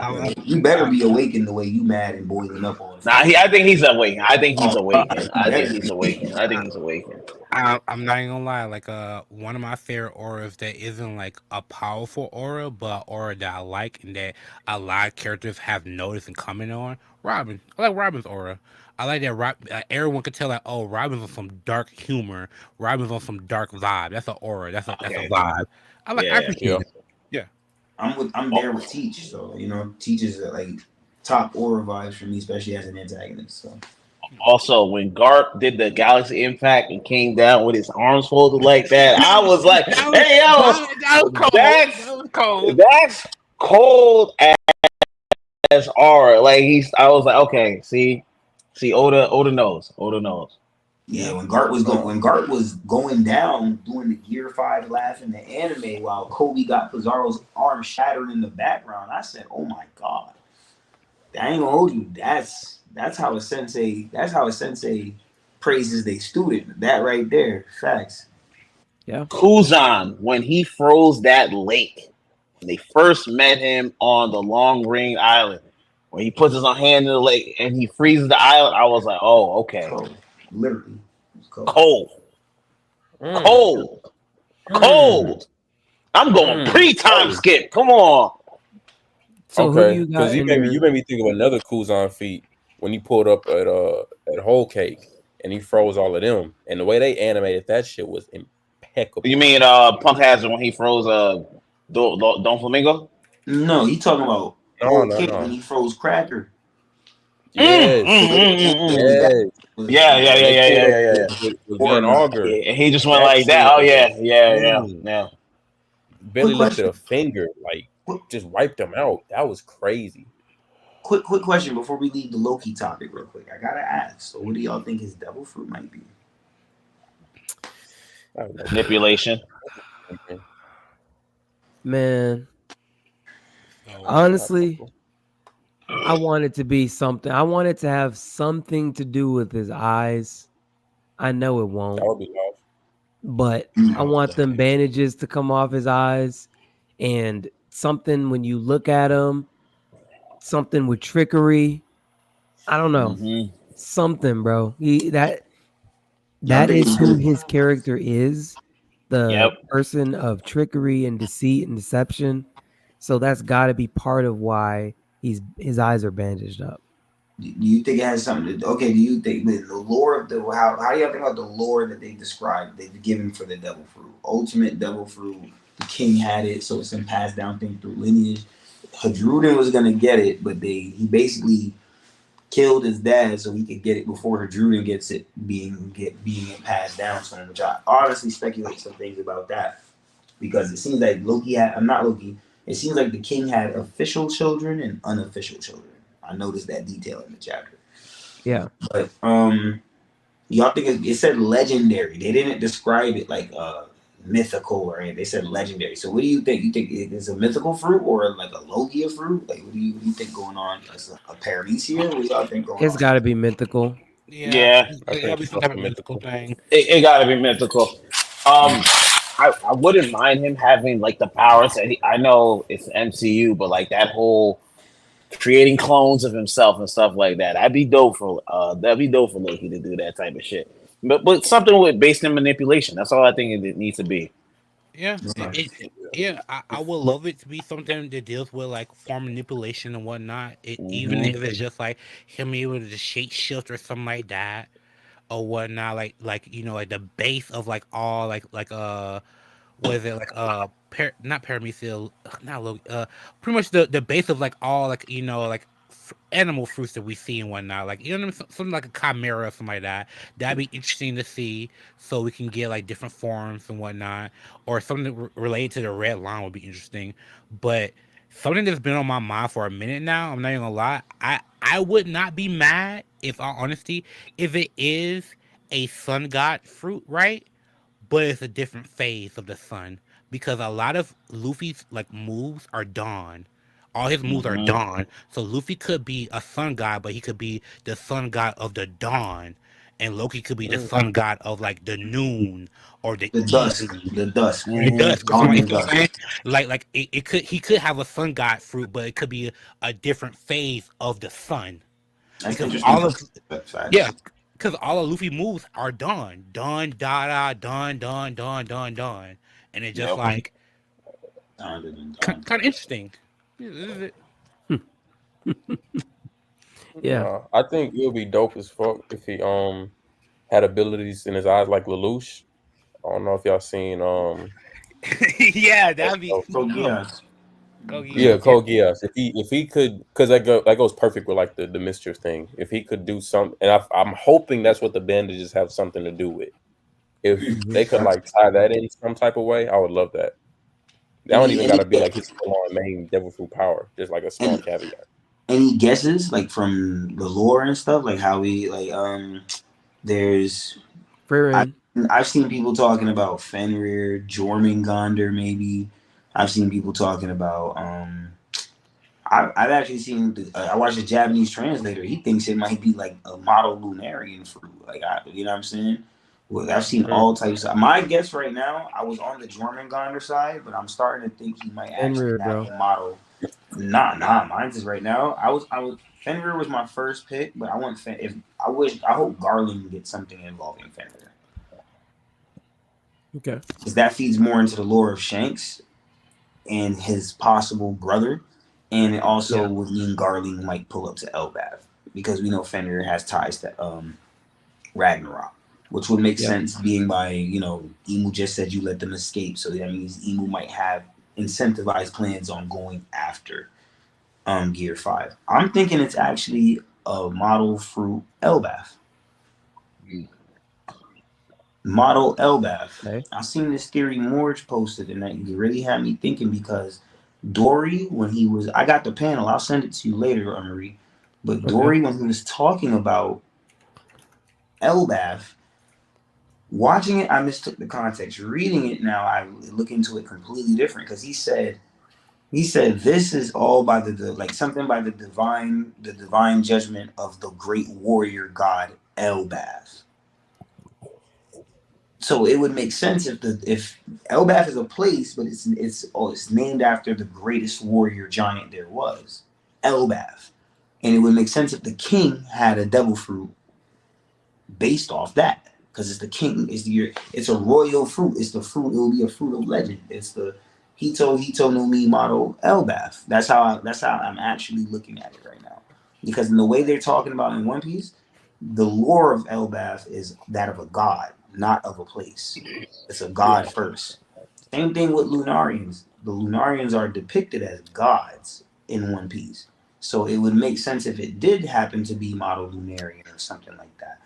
Just for the whole point of them being gods, and we see how the god model seems to be themed in One Piece. So sun god, you know, it would make sense. The sun god, the greatest warrior giant of Elbaf. But hey, that's just something I've seen. My speculation going off and looking at it, that's where I'm at right now. Okay. Right now. Yep. I got a question. I mean, yeah. I think Luffy will cause Ragnarok. What do you think One Piece's version of Ragnarok will be? That's one of my things I've been thinking about. On my way to work, because I know Luffy Chaotic Ass is gonna start something that, because I think he's gonna let Loki free and all hell's gonna break loose. I'm guessing it's gonna be the final war because Ragnarok's supposed to be the biggest thing to go down. So yeah, Ragnarok would, for me, would be the final war. So there's a lot of people thinking there. Let's say Luffy and Loki end up being allies in a sense, right? If that ends up happening, it would make sense that it would make sense that Loki brings the end of the world because he's starting a war with the world government, allied with Luffy. You get what I'm saying? Even if it's Luffy's war, it just it would make the narrative make sense because the final war. Whitebeard already said that this is going to embroil everyone in the seas. That means it's going to involve everyone in the seas. You know what I'm saying? And it's literally people, they were calling Marineford the end of the world. So what they going to call this? Yeah. So to me, it just makes sense that that's how it should play out. Yeah. But, you know, that's speculation, of course. Go for it. No, you're good. Let's say, with my speculation on like what Ragnarok will be with Luffy, if it is anything related to Loki, like on the theory of like him being in, like his fruit being related to the red line or anything like that, it'll be getting rid of the red line and like making Sanji's dream happen of like an all blue. Because we keep no one addresses that like the whole all blue thing is kind of like hard of like making happen while taking care of that whole red line thing. Or dealing with it in some kind of way. And like, you know what I mean? Like, we all see like Zoro's dream happen, Nami's dream happen, the rest of the tribe's dream kind of happening in a sense, right? In some kind of way in the future. But like, Sanji's dream is kind of the one that's just like, dude, you bugging. And it's just like, if we do something about the red line, it would not be bugging anymore. Yeah. Yeah, but, you know, and that ties into the whole thing with Ragnarok too, because let's say, okay, switching from the Elbaf route, let's say if it is the world snake, Jormungandr, that's already been fed into One Piece because Dorian Broggy stated on Little Garden, the one thing they cannot cut is the serpent soaked in blood. They said that out their mouths, and that to me. That's Jormungandr lore right there, serpent soaked in blood. So if that has something to do with the red line being there, let's say part of the destruction of the red line is the start of the war. Like that we launch a surprise attack on the red line. We destroy a section of it. It could probably be with an ancient weapon or whatever the hell. This is all hypothetical. If that happens, the destruction of the it's the same thing. Jormungandr, they say when Jormungandr wraps around the world, whatever, biting, whatever. When it let goes, that's when Ragnarok begins. Yep. So what if the destruction of if you destroy part of the red line and it's not there no more? That's a declaration of war. Ragnarok begins. So that was just me thinking about it while we talking about it type shit. Yeah. What about you, Ree? What do you think? Sorry, I'm about to answer that in 1 second. Sorry, I'm getting trying to get these little tickers. There we go. Trying to get these little tickers down there to keep people updated on what we're talking about. Okay, sorry. So either way, to talk about the piece because what I was gonna say was I do firmly think that Loki and Luffy are actually going to fight as allies. Ironically, which would be a very interesting dynamic for the beginning of this arc because now you put us in the position to where the whole Elbaf hates this guy. First off, Thank so you. now Luffy, who also has Haruden underneath him in the Grand Fleet, now you add this like whole like stressful parallel because if they're like half brothers, you're working. Why did you release the brother that we don't like? But I'm also part of your Grand Fleet, so I can't really go against you. But my country doesn't understand what you're doing, but I know you must have good intentions. Like I think that this next chapter that we get, I think we're gonna see Luffy unchaining him. I don't think Luffy gets away from him without unchaining him. That would make sense for Luffy's character. Yeah, And inspiration. yeah. And also, I mean, the guy is a trickster. So like the crazy thing about Luffy is like all Luffy needs to hear is like, "Yo, you're not gonna double cross me." Okay, good, we're good. So yeah, I mean, he's probably gonna lie to him. He's gonna unchain him, and we're gonna get moving. And that would be, I think that would be crazy to start the arc like that, and have everyone hating Luffy from the jump, and we really don't know, like, because Luffy doesn't know. If I'm not mistaken, He doesn't know the story either. He doesn't know the story about you don't know it. So it's gonna be interesting, man. Like I think because that chapter comes out this week, right? It's been 2 weeks now. I don't know anymore. We got another week to go. No, we have we're on a 20-day hiatus. Yeah, 21. Oh, It's it's 21. Yeah, it's 3 weeks. This would be the second week because the chapter technically dropped last week on Viz. Yeah. It dropped last Oh, week. I thought it was So only We just 2 cleared weeks. 1 week. We got another. This is the second. You're in the second week now. Then spoilers drop. Like spoilers, they start dropping hints Sunday, Monday, and then they drop actual spoilers. Brief spoilers Tuesday, full spoilers Wednesday, and then the chapter comes out Thursday. Dang. Yeah, we're in a pickle, you know. Yeah, we're in a hiatus. Nah, we good. I think we good though. Look how much we got. We've been on here talking this whole time. We didn't even mention how Sun is using Gear 4 and base. Like Yeah. No, that's dope. a few That's dope. streams ago, but we over here talking about how what Straw Hat is what this, that, and the third. Dang, look how much they progressed. Like I said, Sanji got lightning coming from his foot. We can't even tell what Zoro's doing, but we know Zoro's doing something. You get what I'm saying? We just can't tell because how swordsmanship is being panned out on the panel. Now, for Sanji, we know he's showing, like, look what he's doing. Like, oh shit, Luffy. Like, okay, bet. Like, they're showing. Like, look at what Nami's doing. We still got a lot to. There's still a lot to dissect. I can't lie to you. Yeah, man. No, you're right. I'm just saying, like, we on a hiatus with the anime because I'll be real with you. I didn't care for that fan letter episode. Not the biggest fan of it. Not the biggest fan of it. Yeah. Not the biggest fan of it. Crazy. Not the biggest fan That's of a it. top. You know what's crazy? That's a top 5 One Piece episode. Bro. I got what they were trying to do. Like, I love the scene how the Straw Hats how that Marine see it. But the whole girl running around with I could have done without that shit. I honestly could have done without that shit. That took too much from the episode. It was pissing me off. I was like, all right, bro, let me get back to this brother. I want to see how they could have made that a movie. I would have been cool with that.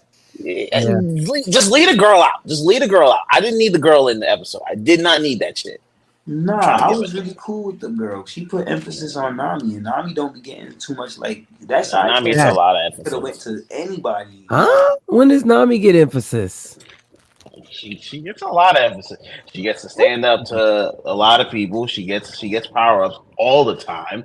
She just got Zeus. She fought OT. When I say emphasis, I'm more so talking like side information, lore type shit towards Nami. We don't really get none of that. Like we don't. Okay. We get all this cool shit for Exactly. Shanks and this person and that person. I'm and all saying that. Nami gets more screen time than to me that she gets more screen time than someone like Robin, where I'm more of a Robin fan, and I wish Robin got some of that emphasis that Nami did. That's all I'm just trying to say.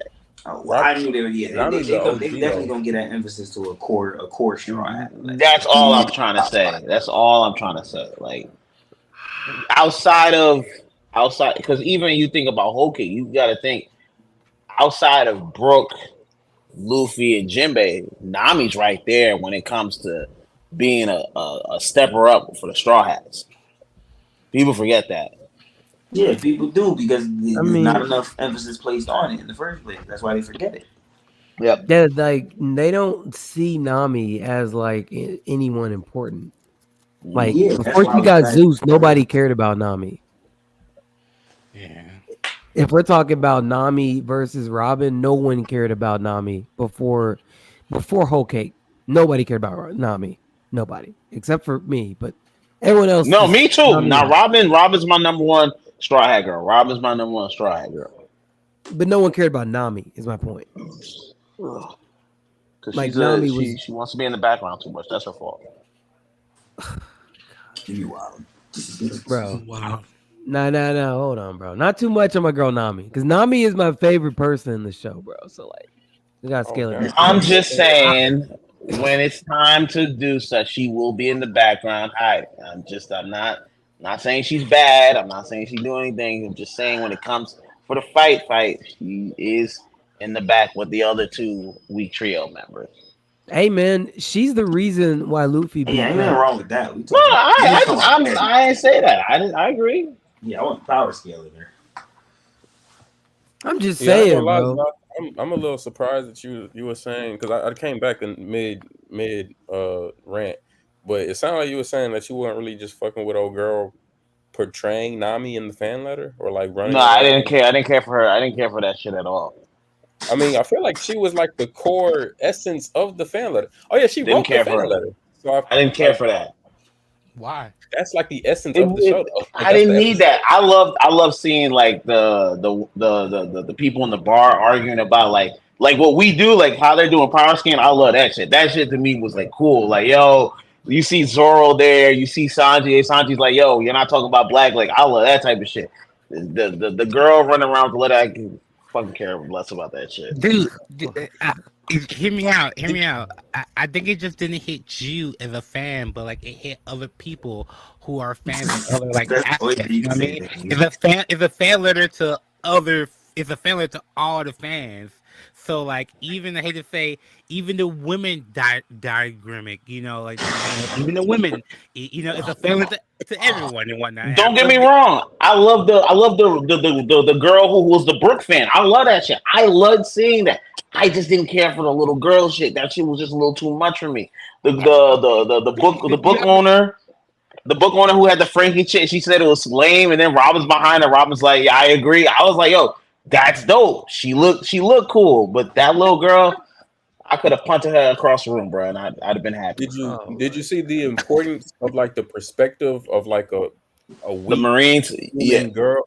And well, not even a Marine. I'm just talking about just because the little girl envisions herself in Nami. She's like, I am her. We're just women. We're just a girl in this big pirate scary world. But even though we don't have crazy hacks, Nami's like on the king of the pirates crew essentially. Yeah, And she's like, you can't hit him with the Nami point. He's not reaching him. You don't even like Nami, so that's not gonna. I didn't say I didn't like Nami. I just said I didn't care for the little girl. But do you understand the importance of like her perspective? I got it. I didn't care for it. I feel like you could have got that out my You gotta face. look at it for even the Marines. I think y'all was wild and not including the Marines. You gotta remember, it's the Marines that we get that talk with. It's the Marines that that went through Marine Ford and experienced it. That one soldier. Yeah, no, he was dope. I love that dude. And then that little girl is who helped. Like she had to partner up with that Marine to get where they had to go.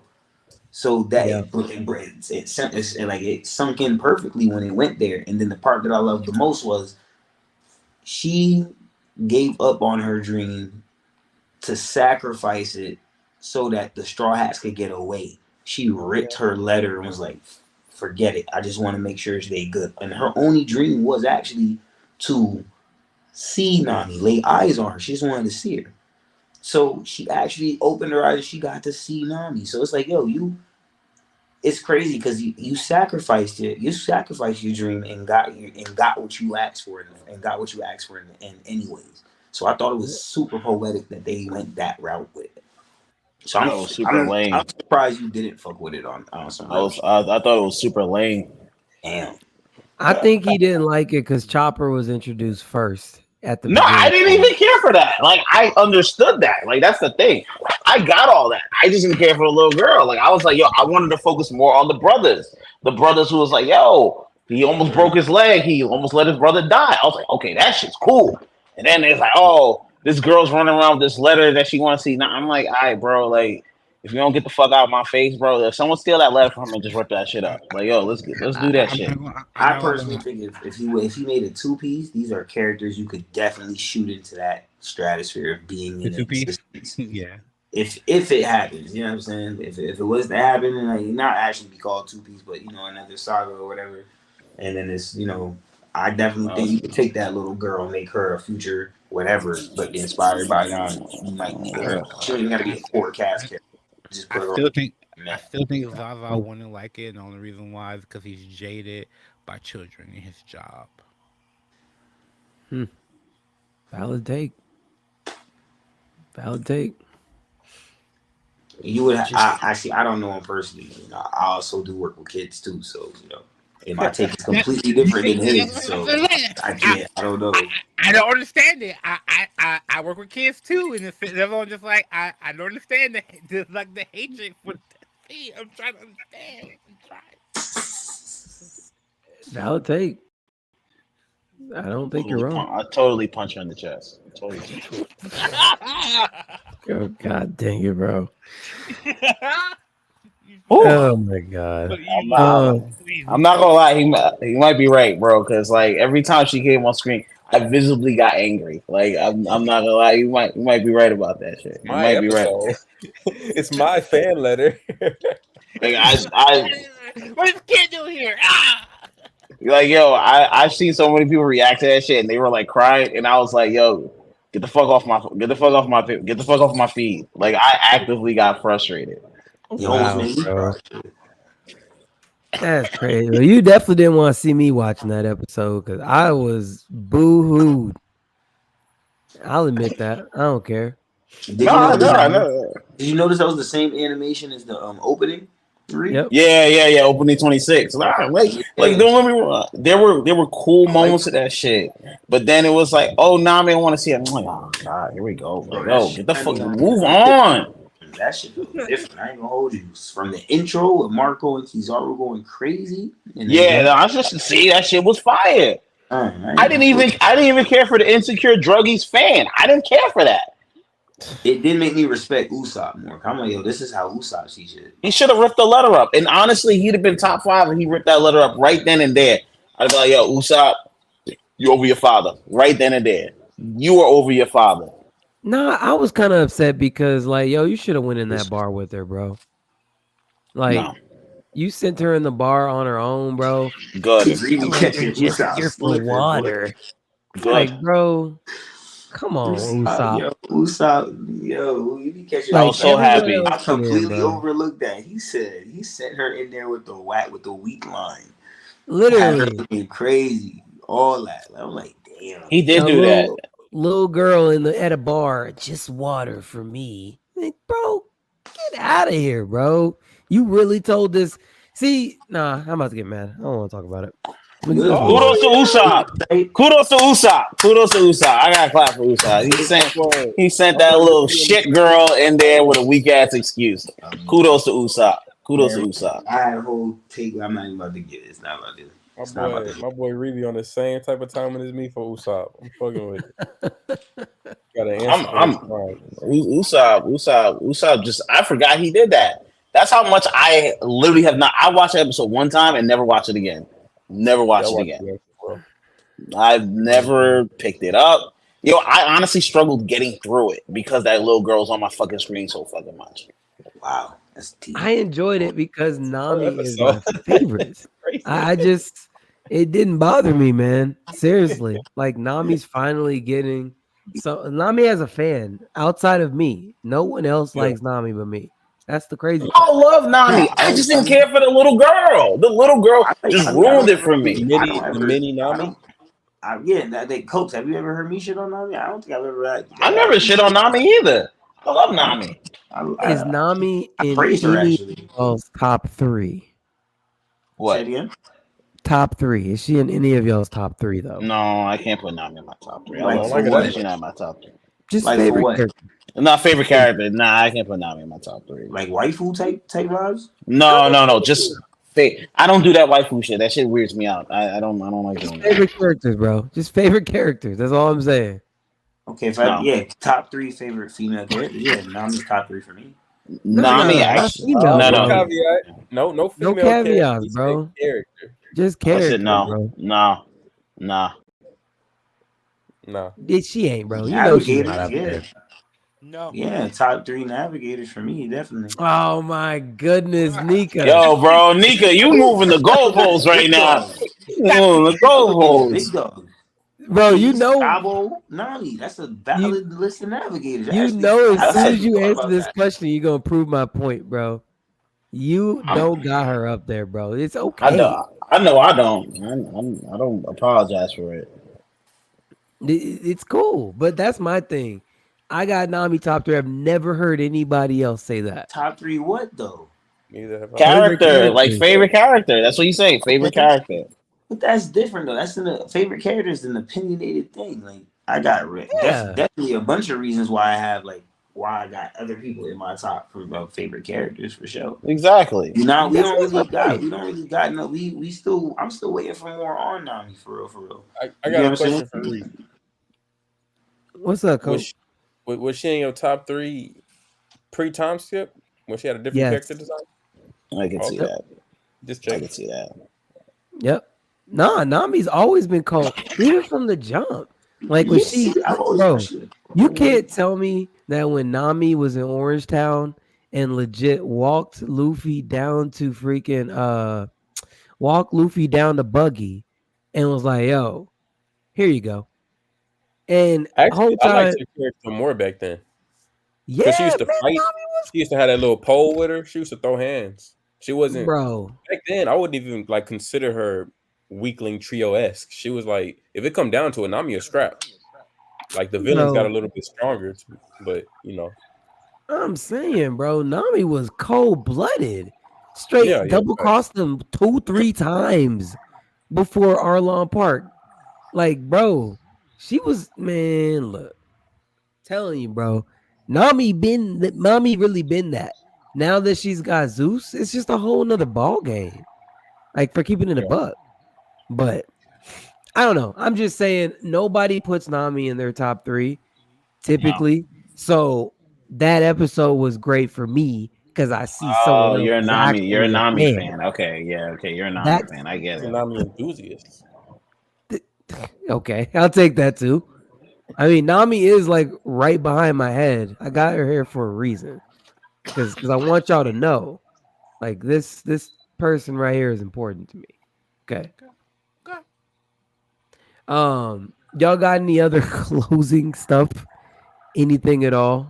Listen, can we punch that little girl in her chest? Listen, can we find her?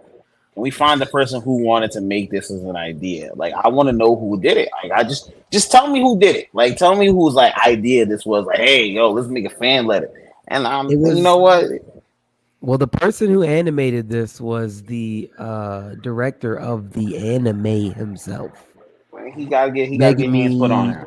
Yeah, Megami. Yeah, he gotta get hands put. He gotta get hands put on her. Okay. He gotta get hands put on her. ASAP. A closing thought from me is knowing what we know in the last chapter and everything. 2 things come to my mind about the last chapter, in all honesty. One, they say it took all the giants to take down Loki and whatnot. And seeing that Shanks was an Elbaf, did Shanks really do it? No. No. I'm just asking because like that's a thing that like could come up as a factor of like they say it took all the giants to wrap up Loki, but like it's Shanks is their friend and whatnot, and he was just chilling and hanging with them and everything like that. Would it be too hard to believe that like he wouldn't have helped with that situation if he was so much of a world breaker if he got free? All I'm saying that's one thing that like comes to my mind is like is a thing that is interesting. If he was you're there. right. Yeah, If he was there though. Yeah. Remember, he was so- just on Gartel Island a month before that. A month Yo, I before love- that. Y'all are saying all the giants just recently took down Loki? I thought this was something that happened a while ago. We don't know the timeline. We don't know the That's the problem. timeline, and I'm just saying, like, with knowing how like Shank's relationship is with them, and it's during the time that like Dorothy and Broggy was not on the island, so like it's at least in the time span that like they weren't on the island, so like at least in like where Shanks would have showed up. That's what I'm saying. Like it's a factor. That's all I'm saying. It's a factor. I find it a little interesting, especially since we see him so close to like. No, you're right. Yeah. No, you're right. The dry snitcher, one arm, probably himself, gave away the location. So like I'm just saying, like if there's one person that can do it, can dry snitch, it's gonna be one arm. It's gonna be one arm. If there's one person that can dry snitch, it's in his family. It's in his family. Thank you. Someone else admits it. This dude be dry snitching all the time. It's in the family. Oh my god. In the family.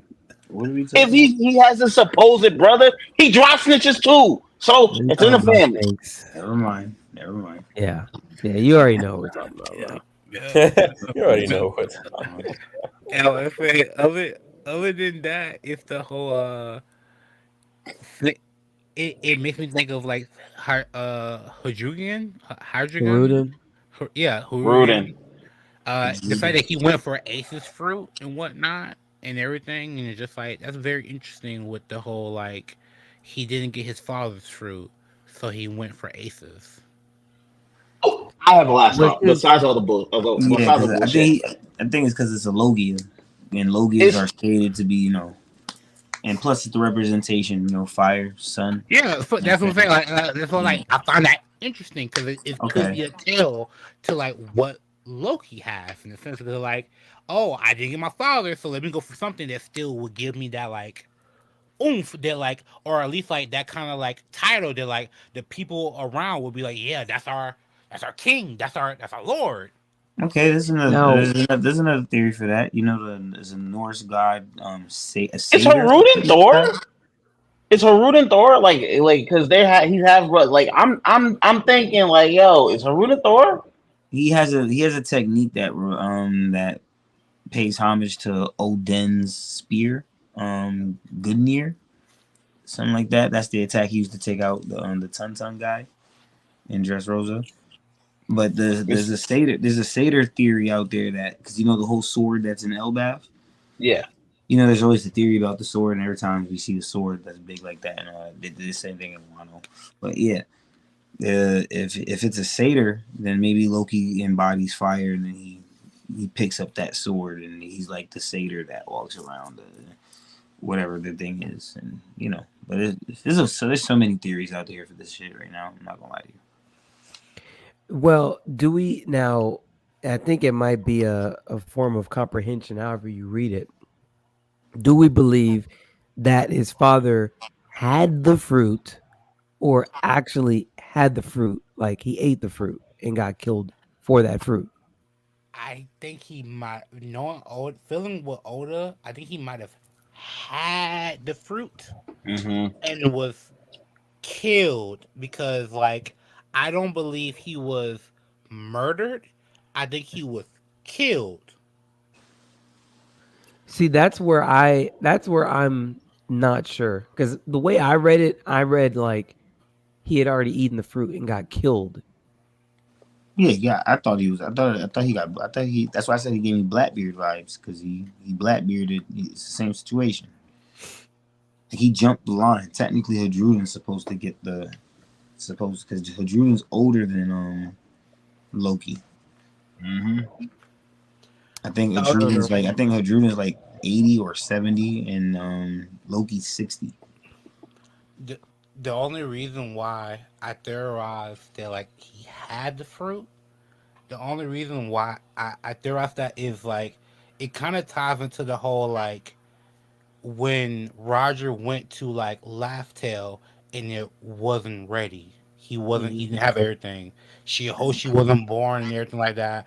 Like No. I don't know. Like I just feel like we might be on a timeline or like things are lined up in the sense that like it isn't like a you know what I mean? Like I don't know. I just feel like it's something they held on to, and that's why they were so upset about it. Because it's just like we were waiting to like break the glass when like Joy Boy comes back. We got we got like Shir Hoshi and everything, and like you killed the king and ate the fruit, you bastard.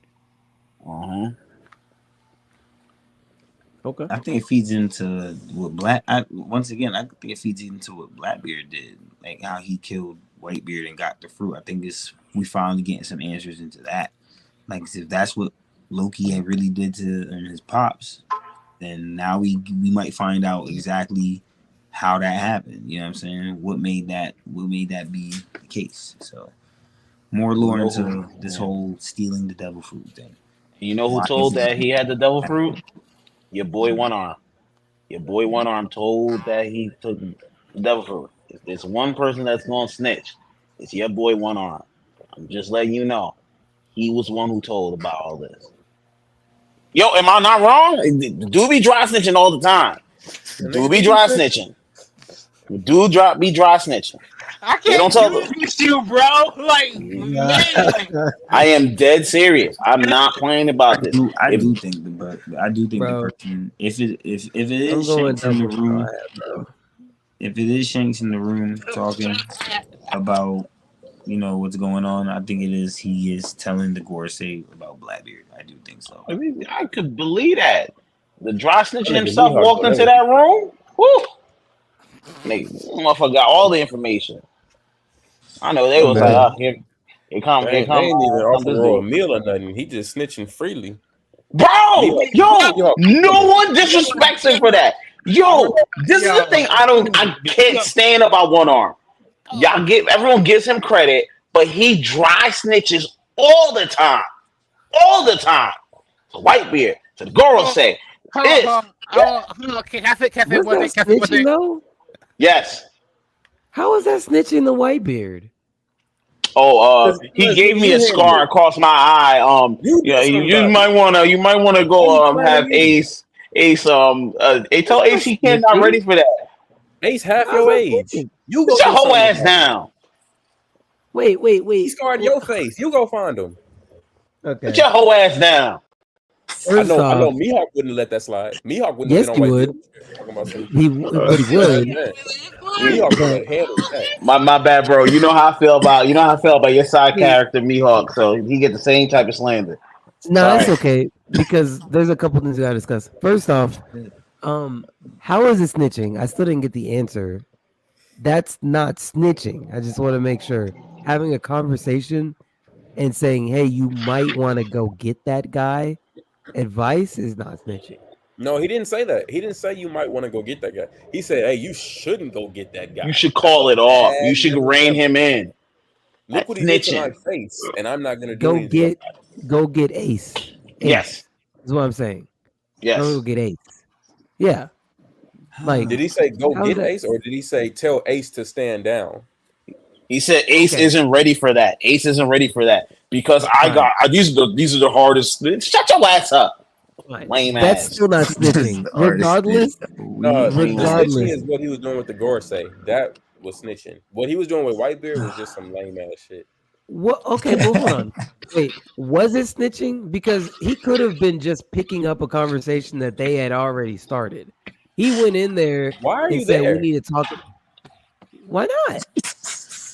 What? Why not? You a whole pirate. You supposed to be in the king of the pirates talk, but you talking to your enemy? Get your whole ass out of here. Get your whole ass out of here. If we believe he's a Garling blood, why not? At that time, we didn't know anything about Garling. Even Okay, so, even so, Look even worse. you're not attached to Garling at this moment. You're a Yonko Nope. of the sea. You stand Sure alone you in are. that. We look at you, we look at Shanks. We don't look at Garland. You stand Nope. in your Nah, own square. because you Your need to, you got to your keep that same predecessors under energy you. for Dofi. Keep the same energy for Dofi. Dofi. I've always kept the same energy for Dofi. Dofi Yeah, a piece because of shit Dofi though. uses Celestial Dragon But powers. Dofi admits he's a piece of shit. One Arm doesn't. What? What are we talking about? Dofi did the same thing when he pulled his Celestial card. I said I agree. But we didn't. We not saying nothing. No slander But about. no, I'm Dofi. saying we do slander. We do slander Dofi that type of way. But I'm saying we don't slander One Arm that type of way. We always hold One Arm to a certain standard. Oh, he's doing this, but he's going around here. He's talking to the girls. He's doing this. That's why I think I'm like, yo, you a fuck nigga. That's what it is. You come off as fuck nigga energy. That's what you. That's honestly what you come off as. Like you, because We if can have Dofi's a a fuck nigga, conversation. if Dofi a fuck nigga, he a fuck nigga. Like I'll be sold to the highest bidder, or the whoever's stronger than me. Kaido, you want to do this weapons factory? Mhm. You're stronger than me? Okay, I'll work for you. Celestial Dragons, y'all can give me the power to be reinstated and live the life I'm supposed to have. All right, I'll work for y'all. Dofi's been up front from the jump about who he is and what he is. Shanks is supposedly the rightful next, predecessor of King of the Pirates. No. What? Why are That's you what you talking think. to the Gorosei? What do you have to talk to them about? That's what we think, though. Yeah, exactly. I don't think that's I'm the mad case. because my boy got diplomatic skills. That's all. That's crazy. Diplomatic skill. What have you done? What have you done? that's fuck How nigga have you skills. That's shown what that is. diplomacy to help your crew? Has your crew benefited from these diplomatic conversations, or only you? Yes, of course Is he his a fuck crew nigga? has. Is he a fuck nigga? His crew. Wait, we're talking about Dofi right now, right? No, we're talking about One Arm. Nah, they talking Shanks. How is has Shanks' Shanks- crew benefited from his diplomatic conversations? Well, I mean, they're not being hunted actively. They weren't They've been gonna do able to that kill anyway. for I'm the a last Yonko. 20 You have your own years. territory. That wasn't Yeah, gonna happen but regardless. He's still. I mean, if he has that connection to the Holy Knights, which he probably does, you don't think strings are being pulled? Hey, let's just like really let him chill over there. Like, don't really All mess the for them Yonkos are for being real. able to chill. Nobody coming to shut down Big Mom operation. Nobody came to Wano to stop Kaido. Everybody, if you're a Yonko, you got free reign. You have your own territory. What are you talking to them Right. about?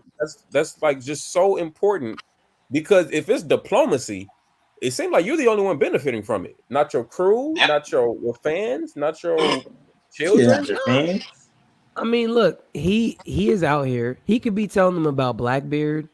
He could be telling them about Let's dry snitching then. that Let's dry statement is snitching. wrong, What's he telling them for? Coach. It is- Why aren't you? No. that handling statement is that? wrong, Coach. Why are They you do telling that. other people to handle somebody that did you wrong? Dry snitching. Why not? League. He Why doesn't. not? I think You're a we're. I think pirate, bro. no. What are we See doing? that I know right you're there is caping what I was about to for him. say. You're caping. I You're think caping. we're getting the whole concept of Shanks mixed up. Like he's literally a pirate, but like he's not anything like these other pirates in any way. He's really just chilling for real. He's kind of in limbo, not really doing much. We don't really know what kind of timing he's on, what vibes he gives. He's a pirate, but like me and you both know, Cokes, whatever the conversation he had with Roger, bro's not really on that pirate timing. The dude's not really been doing nothing but keeping peace. He's the only pirate that's out here really trying to keep peace. That's all he's ever. When he's been shown, that's what he's on.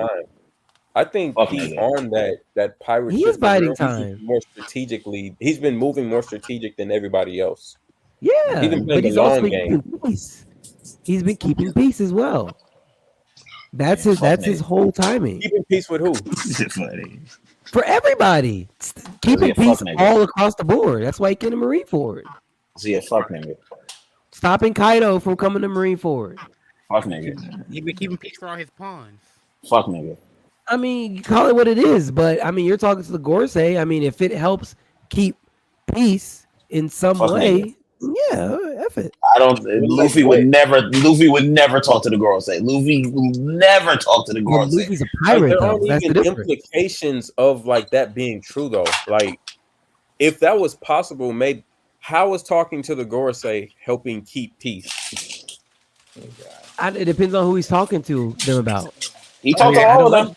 All right. All right. I mean, he talked to them about Blackbeard. Blackbeard still did all that fuck shit. So I didn't do any. So at that point, he's just talking. He's just talking to him. Might not have actually played out yet. Like we don't know what the conversation was, so we can't say it was a waste. We have no idea. We don't even know who he talked about. We have no idea. For all I know, he could be talking about the dude that was in that panel that's got Shanks' sword. I don't know. Oh, you want your sword back? Oh, you know you right. He wants the sword back. That's why he dry snitching. He want a sword back. Fuck nigga shit. There you go. Once again, one arm proving what we are saying about it. He could be making a plan though. That's the thing. Like he's talking to Gore State. It could be a long-term plan. Whoa, hold up. Ultimately, stop Blackbeard. If he's talking to them about Blackbeard. Okay. I want to get this. You are supposed to be one of the top major players, but you are going to your enemies. You are going to the Gorosei to try and solve the Blackbeard issue. Nah, I don't ever want to hear Shakes in my top 5 ever more in my life. Ever more in my life. Fuck that nigga, bro. He's honestly dropped on my list. He's dropped on my list. You're missing the point. Like, go ahead. Completely missed the point. I'm trying to tell you, he's not out here trying to. He doesn't have the same goal as these other pirates do. That's where you're missing it. He's not out here trying to be king of the pirates. He doesn't care about pride or any of the get back. That's why he never got back against Blackbeard. He doesn't care. It doesn't matter. He wants to keep peace. He wants to keep peace. In any means necessary. He doesn't care.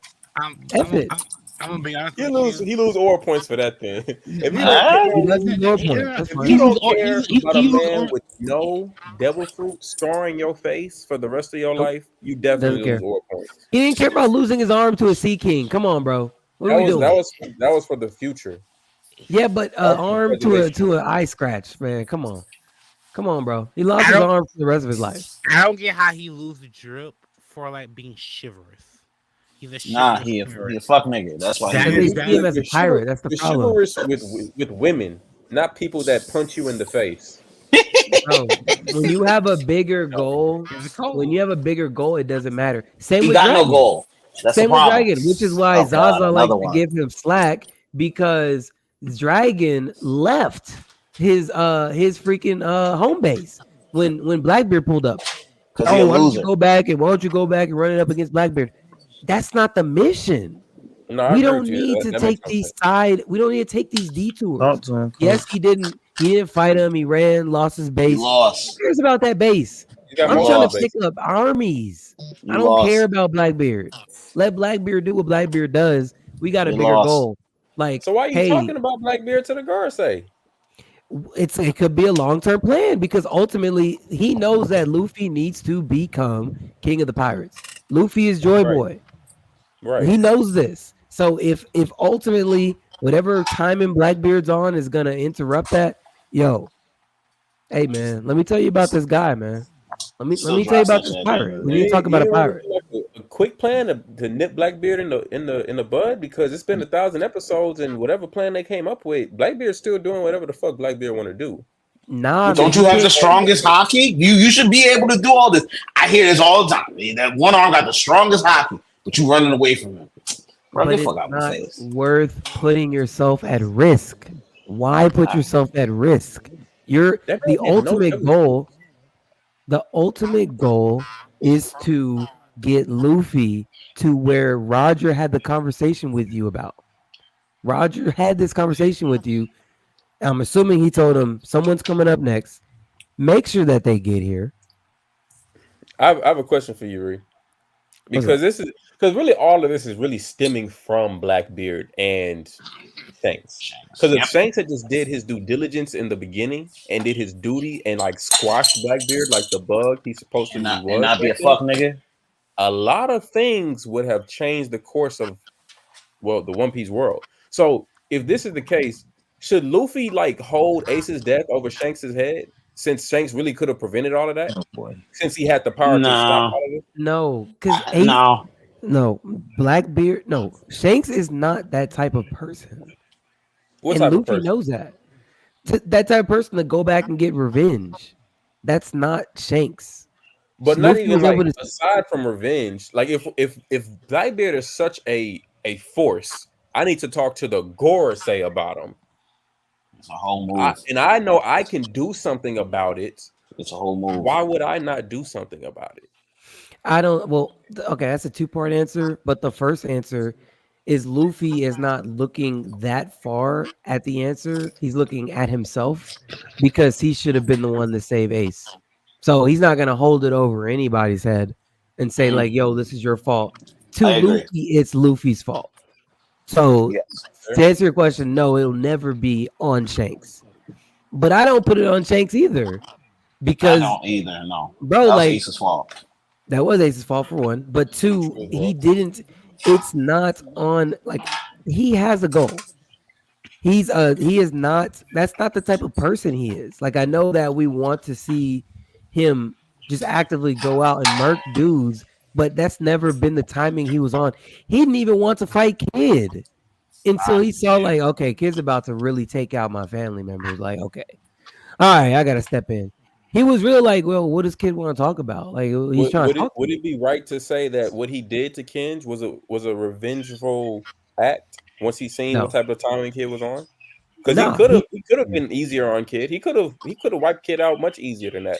Nah. One Arm's the type of dude who doesn't go at the major threats. He takes out the big threats with big boss energy because once again, he a fuck nigga. Like you don't go at the major threats, you go at the little threats and you show out. Cause he showed, he did. Show out. Yo, he showed out. He showed out. Yo, he had the hockey, he had the walk and all that type of like. You didn't do that with Blackbeard. You didn't do that with Blackbeard. Blackbeard sent you. Then you went to Whitebeard. You just started If Blackbeard pulls up on Elbaf and is about to kill his people, he's taking him out. He only did this because he saw that people were about to die that he cared about in front of him. It's not about Shanks to Shanks. It's about everybody else. It's always Shanks trying to save other people. He doesn't when care Shanks about gets what killed, happens to him. his people are still going to be in danger. So I can't wait for that day where we bring up the whole stuff to help one arm. That's all. When I Shanks, don't know, like, when it Shanks seems- gets killed, he's first off, I don't even see Shanks going there to fight Blackbeard with his crew. I see Shanks pulling up alone, personally. Because of the fact that they could be put into danger. So he's never gonna die on some fighting stuff and put his crew in danger. I just don't see that. Nigga. That's not Shanks. Okay. I just don't see how Shanks can have such this high morality code and sense of ownership to like just take care of everybody, but not also see on the other side, if I don't take care of Blackbeard, more people will die continuously. Nigga, don't you? He has future sight. He should see all this. You know what? I'm not saying nothing. I'm not saying nothing. I don't know. It just I ain't doesn't. saying nothing. I ain't saying nothing. I think again, it's not worth the risk. He understands the risk that Blackbeard poses. Like if I go to try to take on Blackbeard now and die, what was the point? See, I don't even mean now. When I say he should have went after him and handled his business was right after he got scarred when he had no devil fruits. Or okay, if you want to do it a little bit later, Marineford. You literally showed up to Marineford. You see him there. You let him escape. We know if you know the risk of Blackbeard and he's this huge presence, and I got to talk to the Gorosei about him. Why would I allow him to even touch Whitebeard's body? Because when I know he's shiesty. He had the conversation with Roger before all of that happened. Whatever Roger told him is why he's not attacking Blackbeard. Whatever that conversation was, that happened before all the stuff you were saying. But which conversation with Roger? The conversation with Roger right before Roger. He gave him the hat. Yeah, when he gave him the hat, when one arm got the hat. And then he became the most complacent motherfucker in the goddamn series. It's outside of your boy Mihawk. Complacent motherfucker. I'm sorry, bro. You know we agreeing right now, but I gotta keep the same energy towards both of them. Whatever that conversation was is the reason why Shanks is not active for one, and two, why Shanks is not about fighting other people. He's only about saving other people. That's it. I think once they reveal what Roger said to Shanks, I think it'll change your perspective. Because it's something along the lines of, yo, this is what I need. Because Shanks was actually crying about it. He was upset.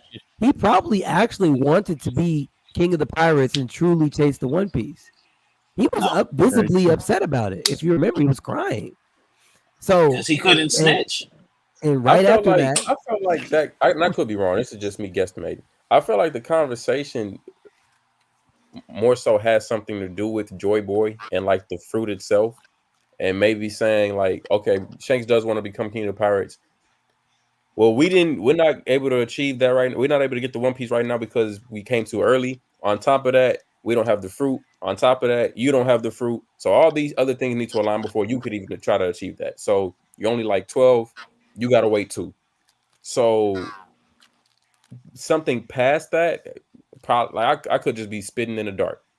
But I mean, whatever the conversation was, I don't think it's going to reshape me watching this nigga snitch. Like snitching is snitch. Like I'm watching what you're doing. Yep. Like whatever Roger told you. Unless Roger gave him permission to snitch. Bro, he's using what he has at his disposal. That's different. Like when you're using your resources, if you have access to the Gorosei, use them. If you have access to your ops, how did you even get access to your ops? That's the question. Because you a snitch, yo. You know what Roger told him. Roger didn't tell him who was gonna be the Nika fruit. That's why he couldn't snitch. That's why he was crying. He couldn't snitch to tell the Gorosei who the fuck the fruit was gonna be at. That's why he was crying. They're not honestly ops. The Gorosei aren't ops. Not the Shanks. No, because he's a snitch. That's what we're talking about. That's our main point. Question. How did you perceive I don't know her name, but the Vegapunk that sold out all the other Vegapunks to the Gorosei? Is she like okay in your eyes, or is she a snitch? Or is she? No, she's definitely a snitch. They talking to the same op. Okay, but wait, one is selling out secrets and basically getting people killed to become a celestial. I think is what she said she wanted to be. Yeah, she wants to be a celestial dragon. Yeah. Nah, no. She actually was doing some double crossing. Shanks is not double crossing anybody. How do we know that though? Because unless he's talking about Luffy. Unless he's in there talking about Luffy. He could be. Again, if he's in there talking about Luffy, then we got a whole nother conversation. Then how would you feel? What's the conversation? How would I feel? Well, okay. How would I feel? I don't know. I would be shocked for one. I don't know. I mean, again, I would be actually very confused. The story would not make sense to me anymore. If Shanks is actually out here double crossing Luffy. Then I got an issue with Shanks. We gotta think about that, bro. Like the Gorosei said they knew from the jump. This is what this fruit is. We're gonna rewrite it in the book so nobody else knows what it is because the fruit's been running from us this whole time. Shanks just happens to be in possession of this fruit. Luffy happens to eat this fruit. Shanks is talking to the Gorosei often on a consistent basis. I'm supposed to believe they never bringing up Luffy? Something not adding up. And we see Luffy's bounty getting bigger and big. They're talking about Luffy at some point. They might be. Honestly, the thing that makes One Arm look so bad is because you're breaking pirate code right now. You're breaking pirate code. A pirate.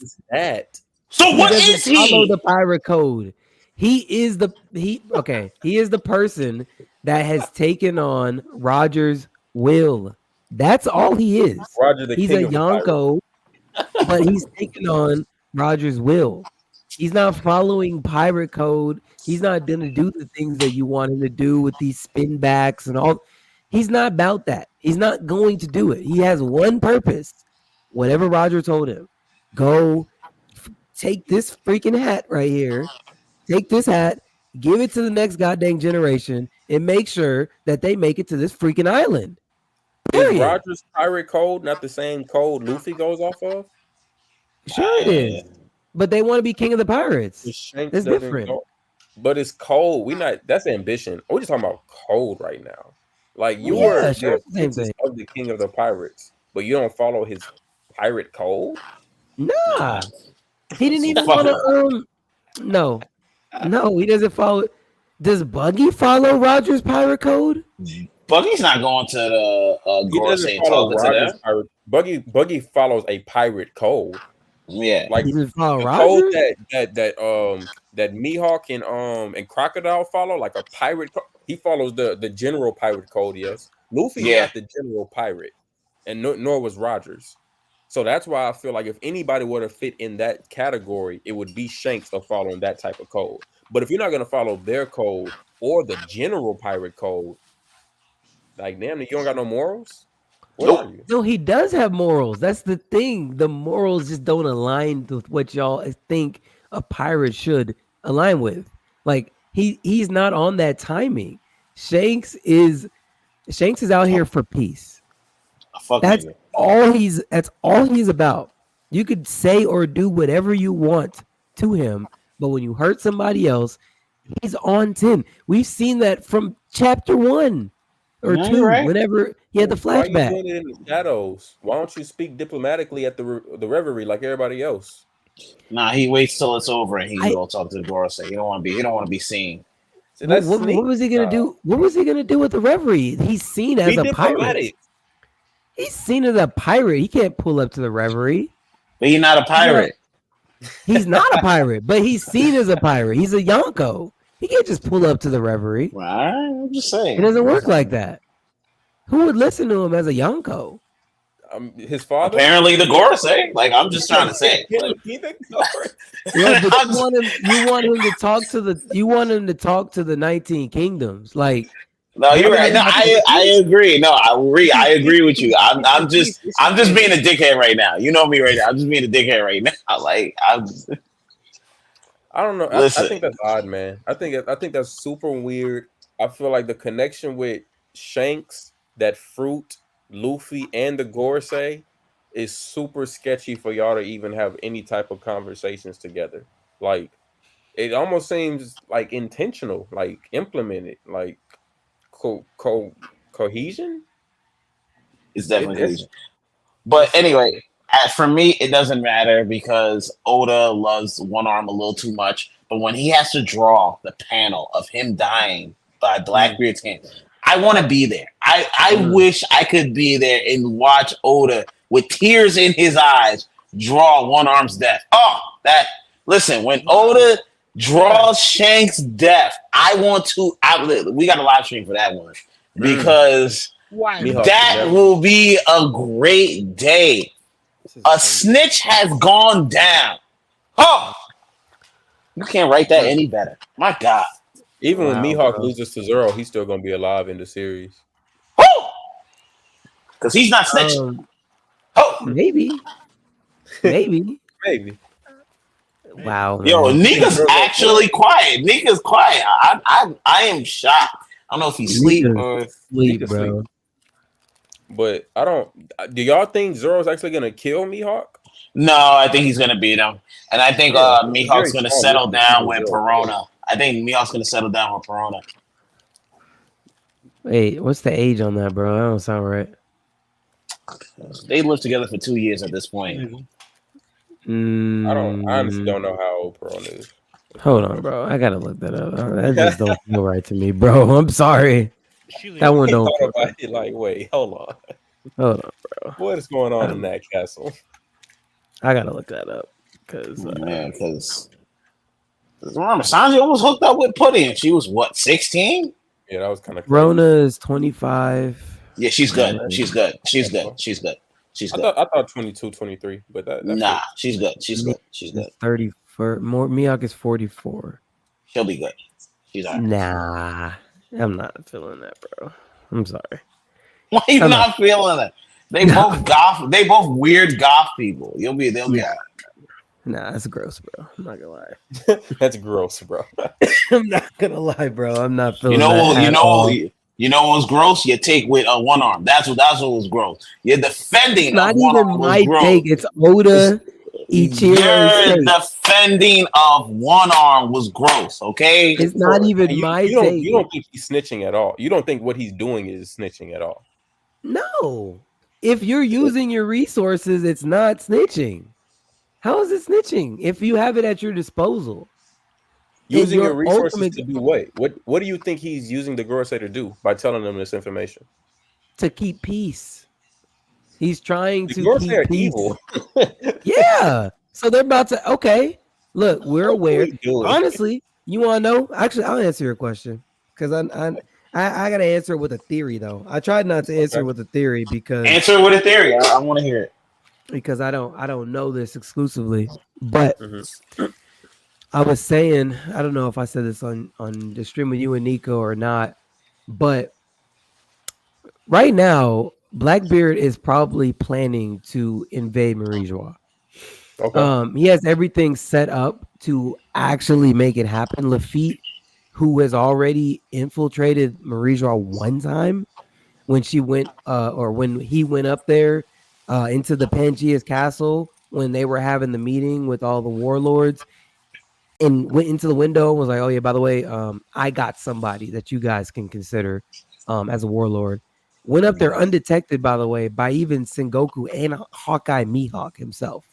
But either way, Lafitte is outside of the red line right now, stationed. Why? We don't know. They have Blackbeard has Lafitte. He has Shiryu with the clear fruit, another great weapon that you could use for espionage. Blackbeard also has Caribou with him, which I know me and Nika had talked already before. Caribou could easily just carry up the whole fleet, make them into mud, and then open them up onto the red line or open them up into Marijois and and freaking the whole crew is there. Right. You know, and you can go up there with one person. You've got Katarina Devon also who touched Saturn. Thank you. You know, now we know Saturn's dead, but up there in Marijois, the common celestial does not. They don't know. Yeah, they don't know if Saturn's dead or not. Yeah. So that's an easy way to go up and infiltrate Marijois. You got all these different pieces. You could really make a move. So I'm trying not to sit here and make my theory, but if Shanks is privy to any of this kind of information, he could be telling them like, yo, we need to talk about Blackbeard because he's making a move and he's about to infiltrate Marijois. Like y'all might need to be aware because this is probably about to happen. I don't know. That's just my theory. Know me.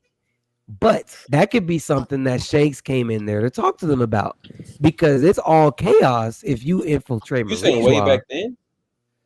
Sure, that happened right before the Reverie. That happened right before the Reverie. The first time we saw Shanks talking to the in pre-time skip. It was after the Reverie. It was after. Oh yeah, that was recent. It was like Reverie time. I'm not tripping, right? I'm talking about the very first time he spoke to the ops, the Gorosei, like when One Piece damn near first started. When you talk to the when he walked into Gorosei's office and said, "Hey, I want to talk to you guys about a specific pirate." That was recently. That was before Wano. Yeah, hold on, I got you. I'll tell you exactly what it was. Yeah, we talking about 2 different times. I'm talking about some pre-time skip shit right now. All right, hold on. Okay, the episode when I just got to actually, I'll show you right here, bro. Hold on. The episode when he talks to the Gorosei is 887. Shanks meets Gorosei. That's the first time he met the Gorosei? To my knowledge. Wow. That's the first time. That's the first time One Arm met the Gorosei on screen. We don't know how many times he met them before. Gotcha. Yeah, this is the that's the That's the one you're talking about, right? Yeah. There's a pirate. And that's the one. Yeah, that's the one. Yeah, this is like right around. It's right around Reverie time. I don't know why I'm thinking some pre-time skip shit right now. Then that's crazy. Okay. I mean, unless I'm tripping, but to 87? my knowledge, no, that's it. Yeah. Bro, you're just understanding. One Arm has a lot of op moments, so like you get it confused with a lot of stuff.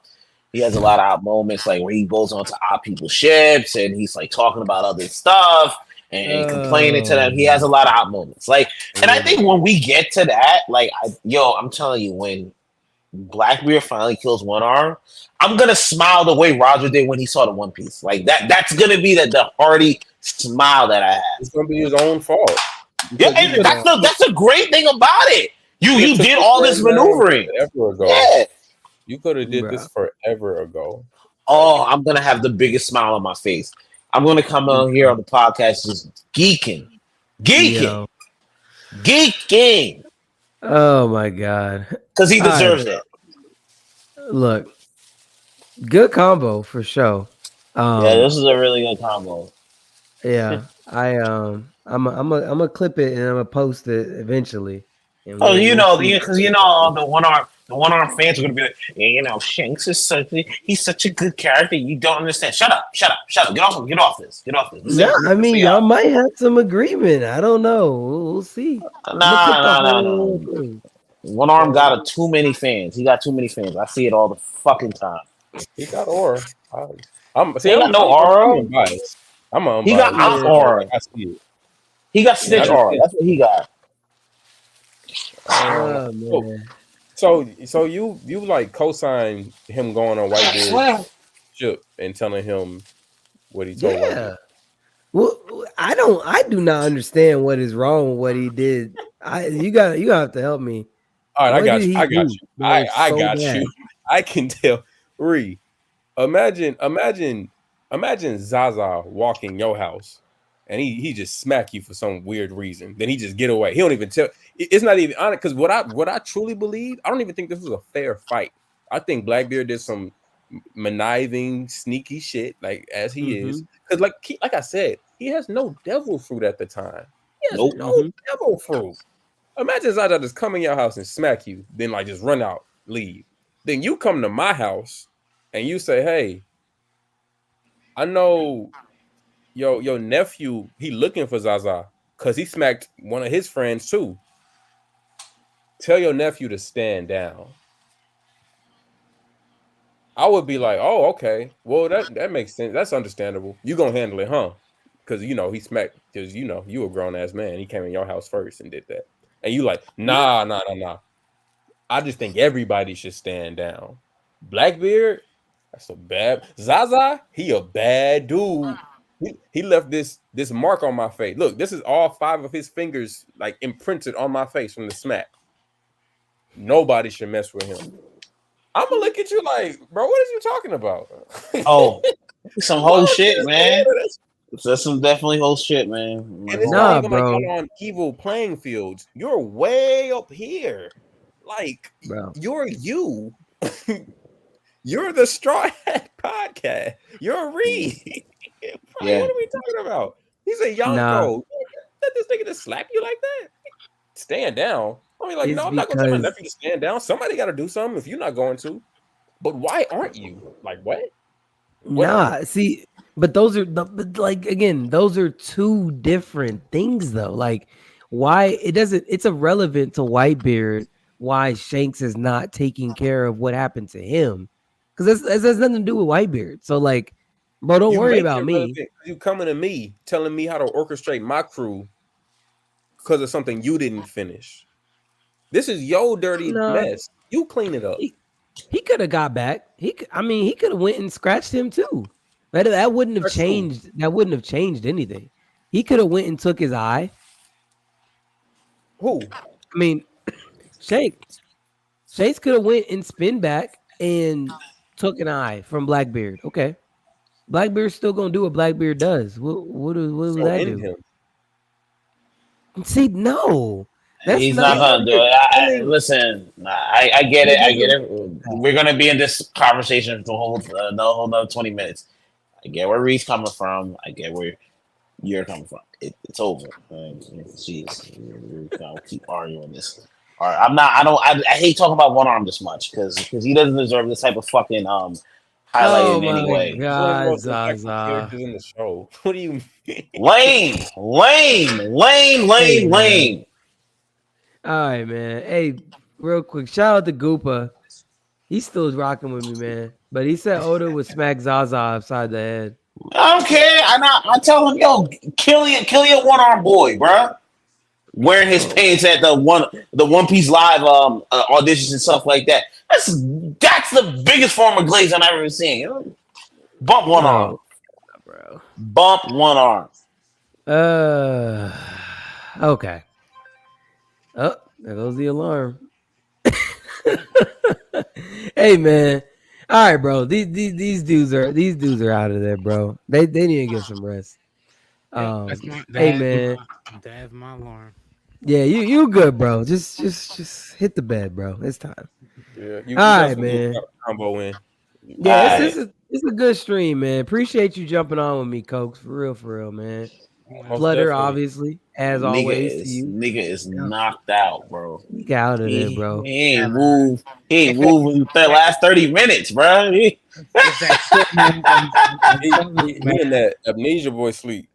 Bro, that hit. Yes, Coach. There you go. Yes, Amnesia Boy Slander is here. All right. This is dope. I'm gonna try my best to make more of these. This was a fun time. So yeah. You got to. All right, man. Well, I'll catch y'all. Catch y'all. Appreciate it. Good stream. Goopa. Are you trying? Goopa said he's trying to call him. Yo. He knocked out, bro. He knocked out. Hey, man. Yeah, get your boy up, Goopa. Get your boy. He ain't waking up, bro. Man. Well, I'll catch y'all next time, man. All right. Y'all be